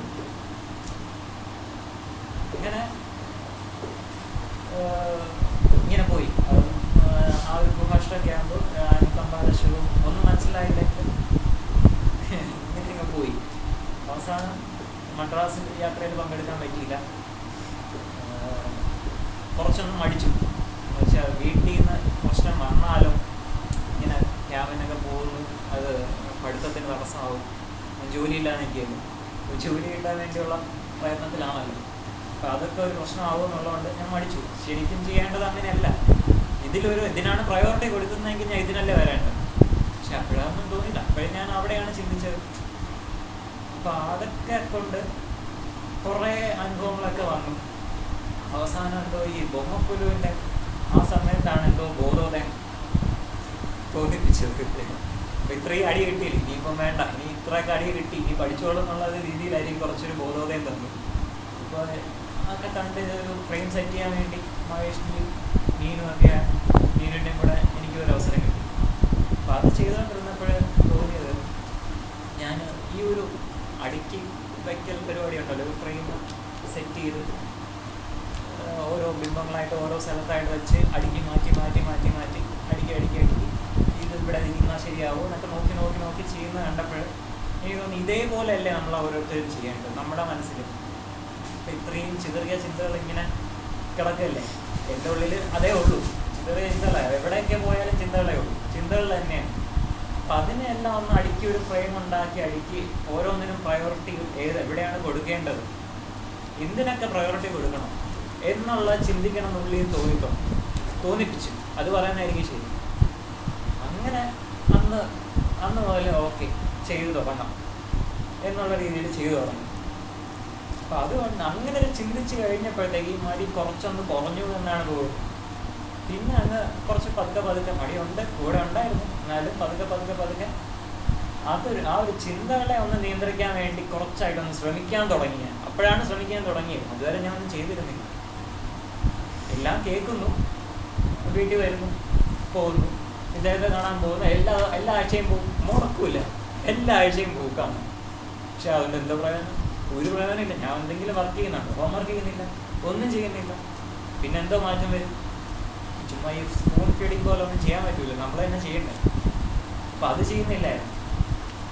അപ്പം അതുകൊണ്ട് ഉമ്മക്കുലുവിൻ്റെ ആ ഒരു ഇതോടെ കൂടി ആ പാഠം പഠിച്ചു. ചെയ്താലേ രക്ഷപ്പെടാൻ പറ്റും. അതായത് കേട്ടു എന്ന് പറഞ്ഞിട്ടോ നമ്മൾ ഇങ്ങനെ ഭക്തി മാർഗത്തിലാണ് അല്ലെങ്കിൽ സ്പിരിച്വാലിറ്റിയിൽ നിൽക്കുകയാണ്, ഈ ഗ്രൂപ്പിൽ നിൽക്കുകയാണെന്ന് പറഞ്ഞിട്ട് കാര്യമൊന്നുമില്ലല്ലോ. നമ്മൾ വർക്ക് ചെയ്യണ്ടേ? വർക്ക് ചെയ്യാൻ നമുക്ക് മുന്നോട്ട് പോകാൻ പറ്റില്ലല്ലോ. അപ്പം പിന്നെ വർക്ക് ചെയ്യുക എന്നുള്ള ഒരു മെൻറ്റാലിറ്റി വന്നു. അപ്പം അതങ്ങനെ വർക്ക് ചെയ്ത് സാധനയിൽ കുറച്ചുകൂടെ ഒന്ന് ഇൻവോൾവ് ചെയ്തു. എന്നാലും പിന്നെ കുറേ കഴിഞ്ഞപ്പോഴത്തേക്ക് കുറച്ചായിട്ട് ഓട്ടോമാറ്റിക്കായിട്ട് കുറേ ചിന്തകൾ അല്ലെങ്കിൽ തോട്ട്സ് വന്നു തുടങ്ങി. ഞാൻ എന്തെങ്കിലും ഈ സ്പിരിച്വാലിറ്റി ഇടയ്ക്ക് ചിന്ത ഉണ്ടായിരുന്നു അദ്ദേഹത്തിന്.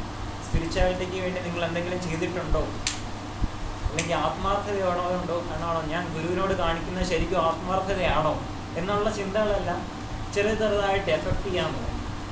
പിന്നെ അതെല്ലാം കൊണ്ട് ഞാൻ വീണ്ടും ചിന്തിച്ച് ഓക്കെ ചെയ്യാം, എന്തെങ്കിലുമൊക്കെ ചെയ്തേ പറ്റും. ഞാൻ ഇതുവരെ ചെയ്തിരുന്ന ഒന്നുമല്ല എന്നുള്ള കാര്യം ശരിക്കും മനസ്സിലായി. ഇതുവരെ ഞാൻ ഒന്നും ചെയ്തിട്ടില്ല എന്ന് മനസ്സിലായി. എല്ലാം കേൾക്കുന്നു, അതുപോലെ ഇരിക്കുന്നു, വീട്ടിൽ വരുന്നു, കേൾക്കുന്നു, അത്രേ ഉള്ളൂ. ഇതിനു വേണ്ടി ഒരു ഇതും ഞാൻ ചെയ്തിട്ടില്ല. പക്ഷെ അത് മനസ്സിലാക്കി തുടങ്ങിയപ്പോൾ ഇദ്ദേഹത്തിനോട് ഞാൻ പറഞ്ഞു, എനിക്ക് ഇപ്പോഴാണ് ഓരോ കാര്യങ്ങൾ മനസ്സിലാക്കി തുടങ്ങിയത്. ഇങ്ങനെ ചെയ്ത ഇതാണ് സമർപ്പണം. സമർപ്പണം എന്ന് പറഞ്ഞാൽ എന്താണ്? ഇദ്ദേഹത്തെ തന്നെ അനുസരിക്കുക. ഇദ്ദേഹം വഴി കാണിച്ചു തരാൻ നമുക്ക് ആളുണ്ട്. നമ്മൾ ആ വഴി കാണിച്ചു തരുന്നു, പറഞ്ഞു തരുന്നു. ആ വഴി കൂടെ നമ്മൾ പോകണ്ടേ? നമ്മൾ പിടിച്ചു വലിച്ചോണ്ട് പോകാൻ പറ്റത്തില്ല. അവനവൻ വിചാരിച്ച് വേണം. ഇദ്ദേഹം നടന്നു പോകുന്നില്ല, വേണമെങ്കിൽ കൈ പിടിച്ചോളണം, വേണമെന്നുള്ളവർ കൈ പിടിച്ച് പോവുക, അത്രേ ഉള്ളൂ. ഇദ്ദേഹം പിടിച്ചു വലിച്ചോണ്ട് പോകേണ്ട ആവശ്യമില്ലല്ലോ, വേണമെന്നുള്ളവർക്ക് മതിയല്ലോ. അപ്പോൾ ആ ഒരു ചിന്ത വന്നു തുടങ്ങിയപ്പോഴത്തേക്കും ഇദ്ദേഹം പറഞ്ഞു, ഇപ്പോഴാണ് ഈ സാധനയുടെയും ഇതൊക്കെ ഇമ്പോർട്ടൻസ് മനസ്സിലാവുന്നുണ്ടോ എന്ന് ചോദിച്ചു. വേറൊരു ഇൻസിഡൻ്റ് കൂടെ ഉള്ളത്, എൻ്റെ ഒരു അപ്പൂപ്പൻ വലിയൊരു ഇതാണെന്ന് പറഞ്ഞല്ലോ, ഇത് സ്പിരിച്വൽ ഇതാണെന്ന് പറഞ്ഞല്ലോ. അദ്ദേഹം കുറേ അറിവുകളാണ്, കുറേ ബുക്കുകൾ വായിച്ചിട്ടുണ്ട്, ഇഷ്ടംപോലെ കളക്ഷൻസ് അവിടെ ഇരിപ്പുണ്ട്, വീട്ടിൽ ഇരിപ്പുണ്ട്. അതൊന്നും ഞാൻ തുറന്നു നോക്കിയിട്ടില്ല, ആരും തുറന്നു നോക്കിയിട്ടില്ല. പക്ഷെ ഇത്രയൊക്കെ ഉണ്ടെങ്കിലും അദ്ദേഹത്തിന് ഈ ഒരു വയസ്സായ സമയത്ത് ഈ ഒരു വായിച്ച അറിവുകൾ ഇംപ്ലിമെൻറ്റ് ചെയ്യാൻ പറ്റിയിട്ടുണ്ടോ എന്നെനിക്ക് സംശയമാണ്. അങ്ങനൊരു തോന്നൽ ഉള്ളിൽ വന്നു. അപ്പം ഞാൻ ഇദ്ദേഹത്തോട് ചോദിച്ചു, എനിക്ക് എൻ്റെ അപ്പൂപ്പൻ ഇങ്ങനൊരു ഇതായതുകൊണ്ട് ഈ ഒരു വയസ്സുകാലത്ത് ഇംപ്ലിമെൻറ്റ് ചെയ്യാൻ പറ്റുന്നില്ലല്ലോ, എന്താ കാര്യം? അദ്ദേഹം സാധനയുടെ ഇമ്പോർട്ടൻസ് അദ്ദേഹം മനസ്സിലാക്കിയിട്ടില്ല. അപ്പം ബാലു മനസ്സിലാക്കും, ഇതാണ് അവസ്ഥ. ഒരു വയസ്സ് ചിന്താസക്തം എന്നൊരു വാക്ക് ഇദ്ദേഹം പറഞ്ഞു. അപ്പം അത് ഉള്ളിൽ കൊണ്ടു. ഞാൻ ചെയ്തില്ലെങ്കിൽ എൻ്റെ ഗതി ഇതിനും അപ്പുറമായിരിക്കും. നമ്മളിത് കണ്ണിൽ മുമ്പിൽ കാണുകയാണ്, ഇത് ഓരോന്ന് കാണിച്ചു തരികയാണ്. ഇങ്ങനെ ഞാൻ കരുതുന്നുള്ളൂ. ഓരോന്നും നമ്മുടെ ഫ്രണ്ടിൽ ഇട്ട് തരികയാണ്. ഓരോരുത്തരുടെ ജീവിതം, ഇദ്ദേഹം ഓരോരുത്തരുടെ അനുഭവം എൻ്റെ അടുത്ത് പറയുന്നുണ്ടായിരുന്നു. ഈ മടി പിടിച്ചിരുന്നപ്പോഴും അഭാവം വരുന്ന സമയത്തും എല്ലാം ഇങ്ങനെ ഓരോരുത്തരുടെയും അനുഭവങ്ങൾ ഇങ്ങനെ പറഞ്ഞുകൊണ്ടിരിക്കുകയാണ്. മനസ്സിലാക്കുക, ഇതുകൊണ്ടാണ് സംഭവിച്ചത്, ഇതുകൊണ്ടാണ് സംഭവിച്ചത്. ഞാൻ വലിയ ബുദ്ധിമാനെന്ന് വിചാരിച്ചുകൊണ്ടിരുന്നതല്ലേ. ഞാൻ എല്ലാം മനസ്സിലായി എന്ന് വിചാരിച്ചിരുന്നു. ഒന്നും മനസ്സിലായിരുന്നില്ല. അത് ഇപ്പോഴാണ് ഞാൻ ശരിക്കും എപ്പോഴാണ് അത് മനസ്സിലാക്കുന്നത്. അപ്പം ഈ അപ്പൂപ്പൻ്റെ കാര്യം കൂടെ കണ്ടപ്പോഴത്തേക്ക് എനിക്ക് ഓർമ്മിച്ചു, ഞാൻ എന്തെങ്കിലുമൊക്കെ ചെയ്തില്ലെങ്കിൽ ഞാൻ രക്ഷപ്പെടില്ല, ഇതിൻ്റെ അപ്പുറമായിരിക്കും സ്ഥിതി എന്ന് ഞാൻ മനസ്സിലാക്കി. പിന്നെ പതുക്കെ അദ്ദേഹം പറഞ്ഞു, സത്സംഗത്തിൻ്റെ ഷോർട്ടേജ് ഉണ്ട്, എനിക്ക് റൈറ്റപ്പ്, റണ്ണിങ് നോട്ട്സ് ഇതെല്ലാം പ്രാക്ടീസ് ചെയ്തെടുക്കും, അപ്പം ഓക്കെ ആയി വരും. അപ്പം ആ ഒരു ഇതിൽ ഞാൻ ഉറപ്പും കൊടുത്തു, ഇനി ഇതിൽ ഒരു വീഴ്ചയും ഞാൻ വരുന്നതില്ല. അപ്പം അത് അങ്ങനെ ചെയ്ത് കഴിഞ്ഞതിന് ശേഷം എന്തോ ഒരു ഇമ്പ്രൂവ്മെൻറ്റ് എൻ്റെ ഒരു മനസ്സിൽ തന്നെ എനിക്ക് ചിന്തകളുടെ ഇതൊക്കെ ഒരുവിധം കുറയ്ക്കാൻ പറ്റി എന്നാണ് എനിക്ക് വിശ്വാസം. അതുപോലെ സാധനയിൽ കുറച്ചുകൂടെ ഒരു ഇൻവോൾവ്മെൻറ്റ് എനിക്ക് കൊടുക്കും, കുറച്ചുകൂടെ, വളരെ കുറച്ച്. ഇദ്ദേഹം പറഞ്ഞിട്ട് 5% ഞാൻ മനസ്സിലാക്കിയിട്ടുണ്ട്. 5% പോലും മനസ്സിലാക്കിയിട്ടില്ലാന്ന് തോന്നുന്നു. ഒന്നും മനസ്സിലാക്കിയിട്ടില്ല, 1% വല്ലതായിരിക്കും. നീ എത്രയോ മനസ്സിലാക്കാൻ കിടക്കുന്നു. അപ്പോൾ ആ ഒരു അനുഭവം, ഈ ഒരു അനുഭവം ഉണ്ടായില്ലെങ്കിൽ ഞാൻ ചിലപ്പോൾ പഠിക്കില്ല. ഇതേ രീതിയിൽ മുന്നോട്ട് പോകും. എനിക്കെല്ലാം അറിയാമെന്നുള്ള രീതിയിൽ ഞാൻ മുന്നോട്ട് പോകും. മുന്നോട്ടെന്ന് പറഞ്ഞാൽ കുഴിയിലേക്ക്, ആ ഒരു കുഴിയിലേക്ക് പോവുകയായിരുന്നു. ഇപ്പം എന്തായാലും ഇങ്ങനൊരു ഇദ്ദേഹത്തെ പരിചയപ്പെടാൻ സാധിച്ചത് തന്നെ നമ്മുടെ ഓരോരുത്തരുടെ ഒരു ഭാഗ്യമാണ്. അത് നമ്മൾ മനസ്സിലാക്കി, ഞാൻ ഉൾപ്പെടെയുള്ള എല്ലാവരും മനസ്സിലാക്കി, ഇപ്പോഴാണ് എനിക്ക് ഈ പൂർണ്ണ സമർപ്പണം എന്ന് പറഞ്ഞാൽ എന്താണെന്നുള്ള കാര്യം മനസ്സിലാവുന്നത്. അല്ലെങ്കിൽ ഒരു വിശ്വാസം എന്ന് പറഞ്ഞു, സാധാരണ ഞാൻ വിചാരിച്ചത് നല്ല വിശ്വാസം നമുക്കുണ്ടെന്നാണ്, എനിക്കുണ്ടെന്നാണ്. ഇപ്പം വിശ്വാസം തന്നെ പല തരത്തിലുണ്ട്, 3 തരത്തിലുണ്ടെന്ന് ഇദ്ദേഹം പറഞ്ഞു. അധമം, മധ്യമം, ഉത്തമം. ഇതിലേതാണ് നമ്മൾ ഓരോരുത്തർ ഏതിൽ നിൽക്കുന്നു? അത് നമ്മൾ സ്വയം ചിന്തിക്കേണ്ടിയിരിക്കും. അപ്പോൾ ഇതൊക്കെ കേട്ടപ്പോഴത്തേക്ക് ഞാൻ ആകെ കൂടെ കൺഫ്യൂസ്ഡ് ആയിപ്പോയി. ഇല്ല അമ്മോ, ഞാനിതെന്തോ ചെയ്തുകൊണ്ടിരുന്ന ഇത്രയും നാളും, ഇനി ഇതൊക്കെ മുന്നോട്ട് പോയിരുന്ന ഞാൻ എവിടെയൊക്കെ പോവുമായിരുന്നു. ഇന്നലെ ഇതൊക്കെ അറിഞ്ഞപ്പോഴാണ്, ഒന്ന് മനസ്സിലാക്കാൻ ശ്രമിച്ചപ്പോഴാണ് എനിക്ക് മനസ്സിലാവുന്നത് ഇതൊക്കെ എൻ്റെയൊക്കെ ഒരു ഡെപ്ത്. സ്പിരിച്വാലിറ്റിയിൽ നിലനിൽക്കുക, അല്ലെങ്കിൽ സ്പിരിച്വാലിറ്റി എന്ന് പറയാൻ എളുപ്പമാണ്, പക്ഷെ അതിൽ നമുക്ക് നിലനിൽക്കാൻ അല്ലെങ്കിൽ ഒരു സ്റ്റെപ്പ് ഫ്രണ്ടിലോട്ട് വെക്കണമെങ്കിൽ തന്നെ എന്ത് പാടാണെന്നുള്ള കാര്യം ഇപ്പോഴാണ് മനസ്സിലാവുന്നത്. എന്നുവെച്ചാൽ നമ്മൾ വിചാരിക്കുന്നതിൽ എത്രയോ കിടക്കുകയാണ് ഇത്. കടൽ എന്ന് പറഞ്ഞാലും നിൽക്കില്ല, എന്തോ അങ്ങ് കിടക്കുകയാണല്ലോ. നമ്മൾ എങ്ങനെ സ്റ്റെപ്പ് വയ്ക്കും, എന്ത് വിശ്വാസത്തിൽ സ്റ്റെപ്പ് വയ്ക്കും, ആരെ വിശ്വസിച്ച് സ്റ്റെപ്പ് വയ്ക്കും. അപ്പം അതാണ്, അവിടെയാണ് ഈ സമർപ്പണം വരുന്നത്. അപ്പം നമുക്കെന്തെങ്കിലും ചെയ്യാൻ പറ്റും, അല്ലെങ്കിൽ നമ്മളാണ് ചെയ്യുന്നത് എന്നുള്ളൊരു ഇതുണ്ടെങ്കിൽ ഒന്നും നടക്കും. അപ്പം അവിടെയാണ് ഒരു സമർപ്പണം, അല്ലെങ്കിൽ നമ്മുടെ ഒരു മനസ്സിനൊരു ലക്ഷ്യബോധം ഉണ്ടെങ്കിൽ, ലക്ഷ്യബോധം നമുക്ക് ഉറപ്പിക്കാൻ പറ്റിയെന്നുണ്ടെങ്കിൽ നമ്മുടെ ഈ മനസ്സിൻ്റെ വാസനകളൊന്നും നമ്മളെ എഫക്റ്റ് ചെയ്യില്ല എന്നാണ് എനിക്ക് മനസ്സിലാക്കാൻ സാധിച്ചത്. അപ്പം അങ്ങനെ ഉണ്ടാവുന്ന ഒരു സമർപ്പണം, അല്ലെങ്കിൽ അതുണ്ടെങ്കിൽ അത് നമ്മൾ ഗുരുവിൽ അർപ്പിക്കുകയാണെങ്കിൽ അതായിരിക്കില്ലേ ഒരു സാക്ഷിഭാവം എന്നുള്ള ഒരു രീതി എനിക്ക് തോന്നിയിട്ടുള്ളത്. അപ്പോൾ അതായിരിക്കും നമ്മുടെ ഒരു മനസ്സിൻ്റെ വാസനകളെ മനസ്സിലാക്കി അത് അദ്ദേഹത്തിന് അങ്ങ് സമർപ്പിച്ച് മുന്നോട്ട് പോവുക. അത്രേ ചെയ്യാൻ പറ്റുമോ നമ്മളെ കൊണ്ട്. ബാക്കിയെല്ലാം അദ്ദേഹം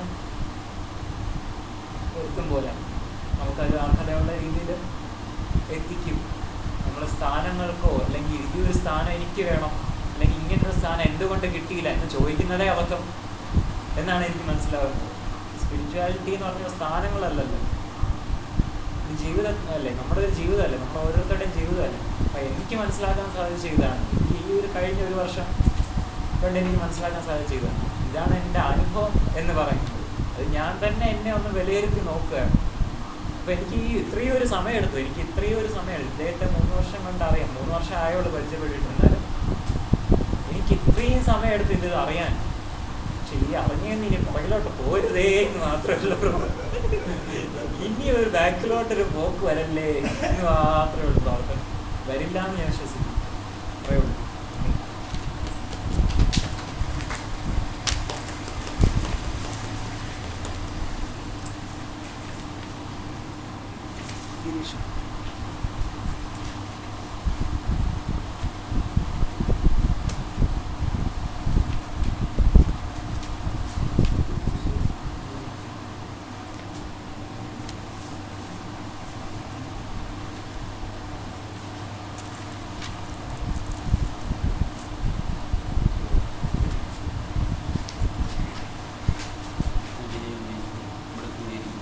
ആദരണീയമായ സഹസാദൻ നമ്മുടെ പ്രണാമം.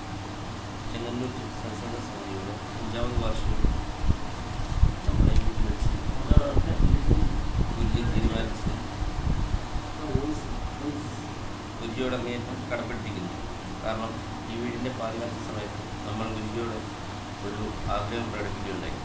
അത് ഒരു ദിവസം ഗുരുജിയുടെ കഴിയണം എന്നാണ്. അത് ഇങ്ങനെ ഒരു മഹായജ്ഞമാക്കി എല്ലാ സഹസാദവും ഗുരുജിയോടൊപ്പം ഇവിടെ ഒരുമിച്ച് കൊണ്ടുപോകാനുള്ള അവസരം ഗുരുജി നൽകി. ആ കാരുണ്യമൂർത്തിയ സത്യത്തിൻ്റെ വളരെ കഴിഞ്ഞ ഒരു വർഷത്തെ നമ്മുടെ സാധനാ ജീവിതം അത്രമാത്രം പുരോഗതി കൈവരിച്ചുവെന്ന് നമുക്ക് പറയുവാൻ കഴിയില്ല. കാരണം അത് ഗുരുജിക്കും മറ്റ് സഹസാധനങ്ങളുമാണ് അറിയുവാൻ കഴിയുന്നത്. നമ്മളിലെ നേട്ടങ്ങളും കോട്ടങ്ങളും ഗുരുജിക്ക് വളരെ വേഗം തിരിച്ചറിയാൻ കഴിയും. അതിനനുസരിച്ച് ഗുരുജി മാർഗനിർദ്ദേശങ്ങൾ നൽകുകയും ചെയ്യും. എന്നാൽ എത്രമാത്രം നമ്മൾ പ്രയോജനപ്പെടുത്തുന്നുവെന്ന് ചിന്തിക്കുന്നു. ആ മാർഗനിർദ്ദേശങ്ങൾ പാലിച്ച് മുന്നോട്ട് പോയാൽ നമ്മുടെ ലക്ഷ്യത്തിലേക്കുള്ള ദൂരം കുറയുന്നു. നമ്മുടെ സഹസാധകർ എല്ലാം മുൻപന്തിയിൽ നിൽക്കുന്നു എന്നതെല്ലാം അവർക്കില്ല. ഗുരുകൃപയാൽ നമ്മുടെ നിത്യസാധന സമയനിഷ്ഠ പാലിച്ചില്ലെങ്കിൽ കൂടി ഒരുവിധം നന്നായി ചെയ്യുവാൻ സാധിക്കുന്നു എന്ന് തോന്നുന്നു. ജോലി സംബന്ധമായ കാരണങ്ങളാൽ സമയനിഷ്ഠ പാലിക്കാൻ സാധിക്കുന്നില്ല. മിക്കവാറും 2 നേരം മുടങ്ങാതെ സാധന ചെയ്യുവാൻ സാധിക്കുന്നുണ്ട്.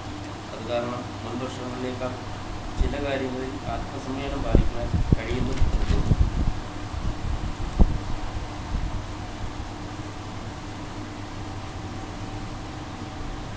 എല്ലായ്പ്പോഴും ഗുരുജി ഈ ഒരു വർഷത്തെ സാധനാനുഭവങ്ങൾ എഴുതാൻ പറയും.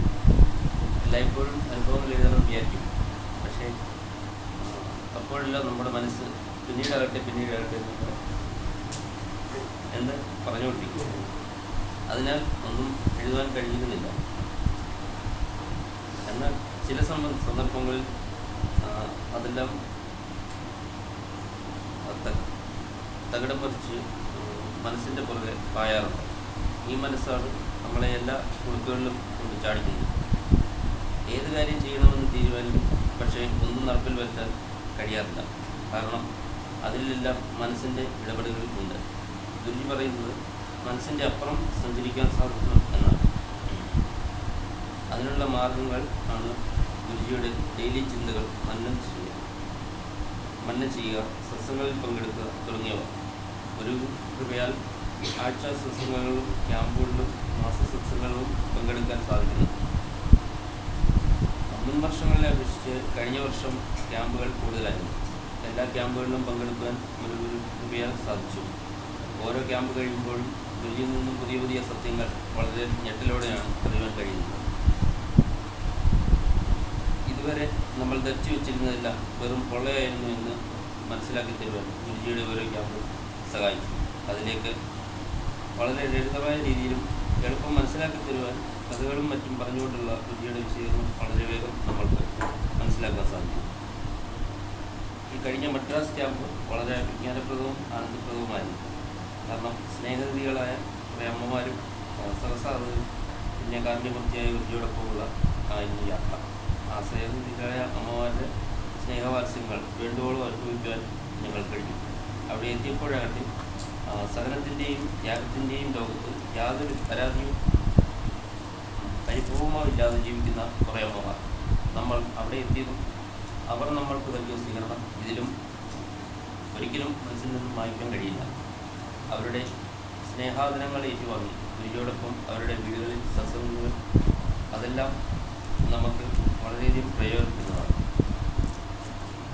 തിരുവനന്തപുരത്തെ സ്നേഹനിധികളായ അമ്മമാരോടൊപ്പം ഗുരുജിയോടും സഹസാധകരോടൊപ്പം ഗുരുവായൂർ പോകാൻ നമുക്ക് അവസരം ലഭിച്ചു. അവിടെ ഗുരുജിയുടെ സ്നേഹവാത്സല്യങ്ങളും വിജ്ഞാനപ്രദമായ ഡിസ്കഷൻസുമൊക്കെ നമ്മൾ പങ്കെടുക്കാൻ കഴിഞ്ഞു.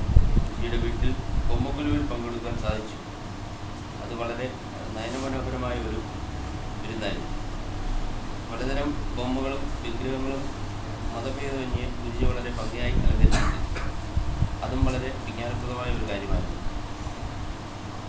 അനേകായിരം ക്ഷേത്രങ്ങളിൽ ഒരുമിച്ച് ദർശനം നടത്തിയ പുണ്യം നേടിയാർക്കും അതിനുള്ള അവസരം നൽകിയ ഗുരുജിക്ക് കൊടുക്കണമാവും.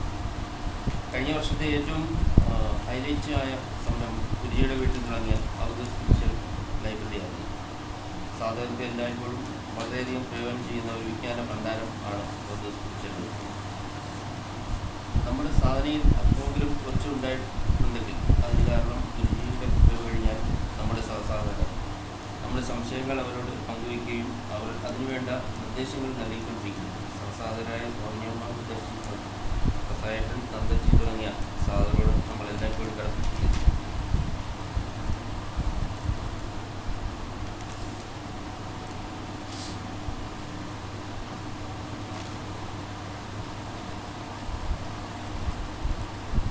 കഴിഞ്ഞ 4-ാം വർഷത്തിൽ ഗുരുജി എല്ലാവർക്കും ഓരോ തോർത്ത് നൽകിയിരുന്നു.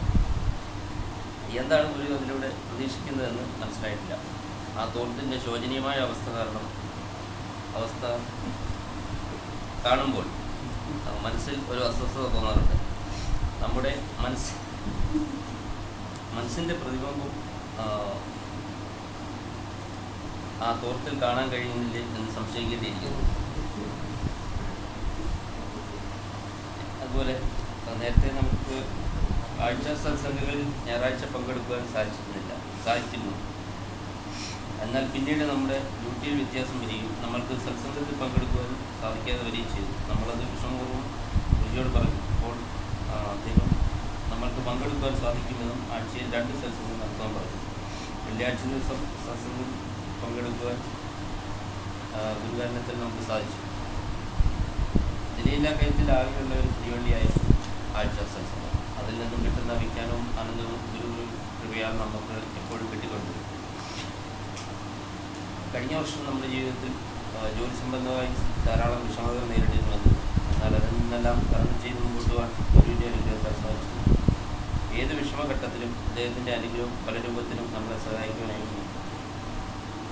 ആ പ്രതിസന്ധി ഘട്ടങ്ങൾ തരണം ചെയ്യുവാൻ സാധിച്ചത് നമ്മുടെ ഈ സാധനാ ജീവിതം തന്നെയാണ് എന്ന് നമ്മൾ വിശ്വസിക്കുന്നു. ആയതിനാൽ ഗുരുവിനോട് നമ്മളെന്നും കടപ്പെട്ടിരിക്കുന്നു. നമ്മൾക്കെന്നും അദ്ദേഹത്തിൻ്റെ ആ പ്രഭാവലയത്തിലൂടെ നിൽക്കാൻ സാധിക്കണേ എന്ന് ഗുരുജിയോട് പ്രാർത്ഥിച്ചു. ഇത്രയുമൊക്കെ എഴുതാനേ സാധിച്ചുള്ളൂ. ഇത്രയും തന്നെ എഴുതാൻ വളരെയേറെ പ്രയാസപ്പെട്ടു. ഇന്നത്തെ കണ്ണൻ ചിന്ത എൻ്റെ കാര്യത്തിൽ വളരെ ശരിവയ്ക്കുന്നു. അത് ഞാൻ ഇന്ന് ആനുവലിൻ്റെയാണ്. കണ്ണൻ നീ ഭാഗ്യവാനാണല്ലോ. അതെന്താ കണ്ണൻ പണിയെടുത്തവനല്ലേ എന്തെങ്കിലും പറയുവാനുണ്ടാവും. അതെ, കണ്ണ പറയുന്ന പോലെ പണിയെടുക്കുന്നവനല്ലേ അനുഭവങ്ങൾ നിർവഹിക്കാൻ കഴിയുള്ളൂ. ഈ പുതുവർഷത്തിലെങ്കിലും നമ്മൾക്ക് നന്നായി പണിയെടുക്കാൻ ഗുരുവിൻ്റെ അനുഗ്രഹം ലഭിക്കട്ടെ എന്ന് പ്രാർത്ഥിക്കുന്നു. എല്ലായ്പ്പോഴും സദ്ഗുരുവിൻ്റെ അനുഗ്രഹങ്ങൾ ഞങ്ങളിലേക്ക് എല്ലായ്പ്പോഴും ചെല്ലണമെന്ന് പ്രാർത്ഥിക്കുന്നു.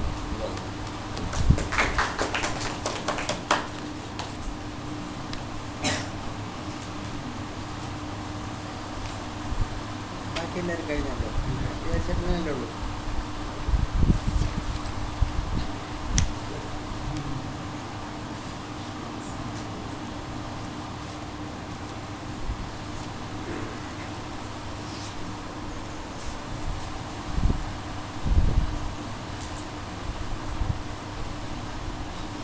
അഗ്നിപർവ്വതം അവസാനമാക്കാൻ വിചാരിച്ചു.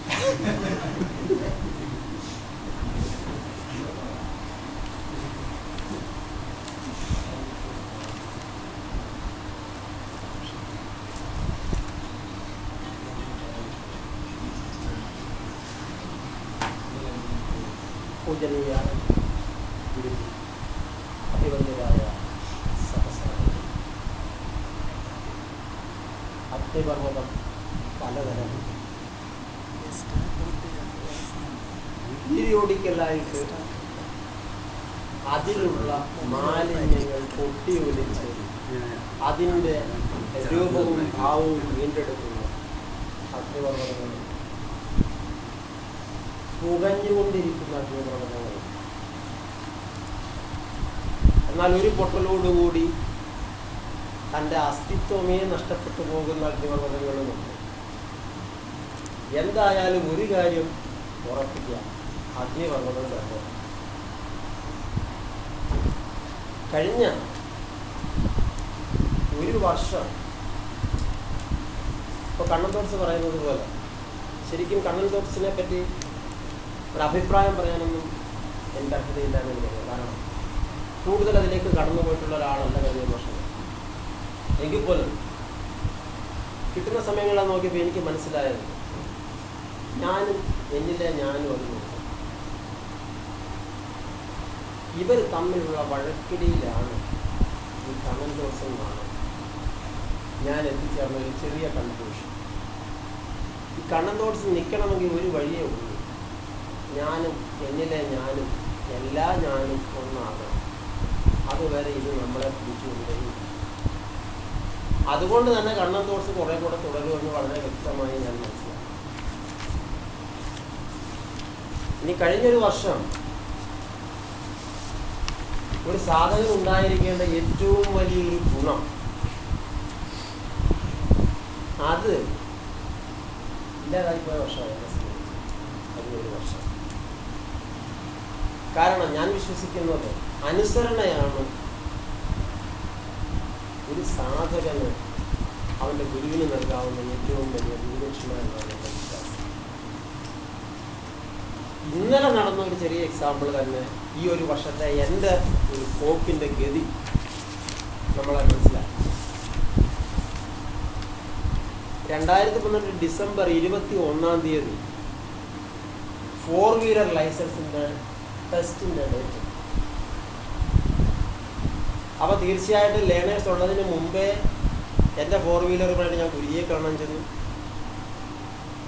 ആ ലേണേഴ്സ് നമ്മളെടുത്തു. തിയറി ക്ലാസ് അറ്റൻഡ് ചെയ്തപ്പോൾ എല്ലാം ഒട്ടിച്ചു. ആ ഒരു ആർജവത്തോടു കൂടി പോകാവുന്ന സ്ഥലങ്ങൾ മുഴുവൻ പോയി. ഇതിനൊക്കെ ശേഷമാണ് നമ്മൾ ഈ ശരിക്കുമുള്ള ലൈസൻസ് ആകാൻ വേണ്ടി അവിടെ ചെന്നത്. അപ്പോൾ ശരിക്കും ട്രയൽ എടുത്തപ്പോൾ 20 വയസ്സുള്ള ഒരു പയ്യനാണ് എൻ്റെ ഗുരു. 2 പ്രാവശ്യം വെച്ചെടുത്തു, യാതൊരു പ്രശ്നവുമില്ല. 3ാമത്തെ പ്രാവശ്യം കമ്പി ഇളകിയില്ല എന്നുള്ളതോട് തൊട്ടവിടെ നിന്നു ട്രയലിൽ. അപ്പോൾ അദ്ദേഹം പറഞ്ഞ ഒരു വാചകം ഒരിക്കലും ഞാൻ വിസ്മരിക്കത്തില്ല. അണ്ണനോട് ഞാൻ പറഞ്ഞത് ചെയ്താൽ പോലെ, അണ്ണൻ എന്തിനാണ് ഈ ചിന്തിച്ചു കൂട്ടി ചെയ്യുന്നത് എന്നൊരു ചോദ്യം. പക്ഷെ അതെനിക്ക് ആ സമയത്ത് ഉൾക്കൊള്ളാൻ പറ്റിയില്ല. പിറ്റേന്ന് ടെസ്റ്റ് നടന്നപ്പോഴും അത് തന്നെ സംഭവിച്ചു. കമ്പി ഇടിച്ച് ഇടാൻ നേരത്തെ ഞാനവിടെ വണ്ടി നിർത്തി ദേഷ്യത്തോടുകൂടി പറഞ്ഞതിൻ്റെ ചണ്ണ പറഞ്ഞതല്ലേ, സ്വന്തം വിചാരം കൊണ്ട് നടത്തരുത്, നടക്കത്തില്ല. അപ്പോൾ എനിക്ക് ശരിക്കും അതിൻ്റെ എന്താണ് ശരിക്കും ഗുരുവെന്നും ഗുരുവിൽ നിന്ന് എന്താണ് നമ്മൾ പ്രതീക്ഷിക്കേണ്ടതെന്നും കിട്ടുന്ന എന്താണെന്നും നമ്മൾ തിരിച്ച് ചെയ്യേണ്ടത് എന്താണെന്നും ഒരു ചെറിയ ഊഹം എനിക്കതിൽ കിട്ടും. അപ്പോൾ ബാക്കിയെല്ലാം ഞാൻ മാറും. ഇന്നലെ ടെസ്റ്റ് എടുത്തപ്പോൾ ആ ഗുരു എൻ്റെ അടുത്ത് പറഞ്ഞ ഈ വാക്ക് മാത്രമേ ഉള്ളായിരുന്നു. വണ്ടി മുൻപോട്ട് പോയി അവിടെ നിൽക്കുമ്പോൾ ഈ സൈഡിലുള്ള 3 വര നോക്കുക, ബാക്ക് വീൽ അവിടെ ചെല്ലുമ്പോൾ മൊത്തം തിരിക്കുക, നേരെ ചെല്ലുമ്പോൾ ഈ ലൈനിലുള്ള കമ്പി കണ്ടാൽ 2 പ്രാവശ്യം തിരിച്ച് മാരുതി വായിക്കാൻ തന്നതുപോലെ നിർത്തണം, വീണ്ടും പുറകോട്ട് എടുക്കണം. ആ ഒരു വളരെ ഈസി ആയിട്ട് ബാക്കിയുള്ളവർക്ക് പോലും മന്ദാരം ഉണ്ടാക്കുന്ന രീതിയിൽ നിമിഷങ്ങൾക്കുള്ളിൽ എച്ചെടുത്ത് തിരിച്ച് കൊണ്ടുപോകുന്നത്. ഇതിൽ കൂടുതൽ ഒരു ശിക്ഷ എനിക്ക് ഈ വർഷം തരാനില്ല. അപ്പോൾ ഈ വലിയ ഒരു ശീലം ഒരുപക്ഷെ നമ്മൾ വലിയവനായി എന്ന ധാരണയിൽ നിന്നായിരിക്കും ഈ ശീലം നമുക്ക് നഷ്ടപ്പെടുന്നത്. കഴിഞ്ഞ 2011 നോക്കുമ്പോൾ ഏറ്റവും കൂടുതൽ ഈ ശീലം ഞാൻ അനുഷ്ഠിച്ചിരുന്നവനാണോ എന്നുള്ളതാണ് സത്യം. അതുകൊണ്ട് എന്ത് സംഭവിച്ചു എന്ന് ചോദിച്ചാൽ മരുത്വമല്ല, 2ാമത്തേത് എഴുതാൻ ഗുരുജി പറഞ്ഞപ്പോൾ ഗുരു തന്നെ പറഞ്ഞു ചില സമയമെടുക്കുമെന്ന്. സമയമെടുക്കുമെന്ന് എനിക്കും അറിയാമായിരുന്നു, പക്ഷേ ഈ സമയമെടുക്കും എന്നെനിക്കറിയത്തില്ല. ആ വന്ന ആവേശത്തിൽ 10-60 പേജ് എഴുതി വെച്ചിട്ടുണ്ട്, സുഖമായിട്ട് ഇപ്പോഴും ഇരിപ്പുണ്ടായിരുന്നു. മാത്രമല്ല ഞാൻ പറഞ്ഞ ഈ ശീലം എന്നെ വിട്ടുപോയത് കൊണ്ട് ഏതൊക്കെ ക്യാമ്പുകൾ അറ്റൻഡ് ചെയ്തിട്ടുണ്ടോ അതിൻ്റെ എല്ലാം 10 പേജ് വീതം എഴുതി വെച്ചിട്ടുണ്ട്. വളരെ ആർജവത്തോടുകൂടി ഗുരു വരുമ്പോൾ കാണിക്കുകയും ചെയ്യില്ല, എഴുതി. അപ്പഴേ ഗുരുവിനെ അറിയാം, ആ ശരി കൊള്ളാം ചെയ്തെന്ന് പറഞ്ഞു. ശരിക്കും പറഞ്ഞാൽ എല്ലാവരോടും എനിക്ക് പറയാനുള്ളത്, കഴിയുമെങ്കിൽ നമ്മൾ അനുസരിക്കാൻ പഠിക്കുക. ഏത് ലെവലിലെത്തിയാലും ആ ശീലം വിടുകയും ചെയ്യും. ഈ ഒരു മാർഗമേ ഉള്ളൂ ഈ യാത്ര മുന്നോട്ട് കൊണ്ടുപോകാൻ. പിന്നീട്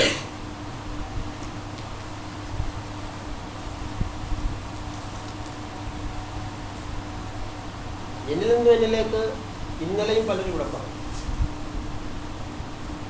ശരിക്കും ഓരോ സാധകനും ഓരോ സമയമുണ്ടെന്നാണ് എൻ്റെ എളിയ വിശ്വാസം. ഞാൻ എന്നിൽ നിന്നിലേക്ക് പലർക്കും വായിക്കാൻ കൊടുത്തു. വായിച്ച അതേ സ്പീഡിൽ തിരിച്ചു കൊണ്ട് തന്നവരുണ്ട്. അതേ സ്പീഡിൽ പിറ്റേന്ന് തന്നെ എന്താണ് ചോദിച്ചാൽ പറഞ്ഞാൽ അത് സമയമില്ലാത്തതുകൊണ്ടാണ് കേട്ടോ, അതുകൊണ്ട് ഇരിക്കട്ടെ എന്ന് പറഞ്ഞുകൊണ്ട് തന്നവരുണ്ട്. കുറച്ച് വായിച്ചിട്ട് പേടിച്ച് തിരിച്ചു കൊണ്ട് തന്നവരുണ്ട്. ഇങ്ങനെ എഴുതാൻ പാടില്ല, നീ വിട്ടുപോകും എന്ന് പറഞ്ഞവരും അതിലുണ്ട്.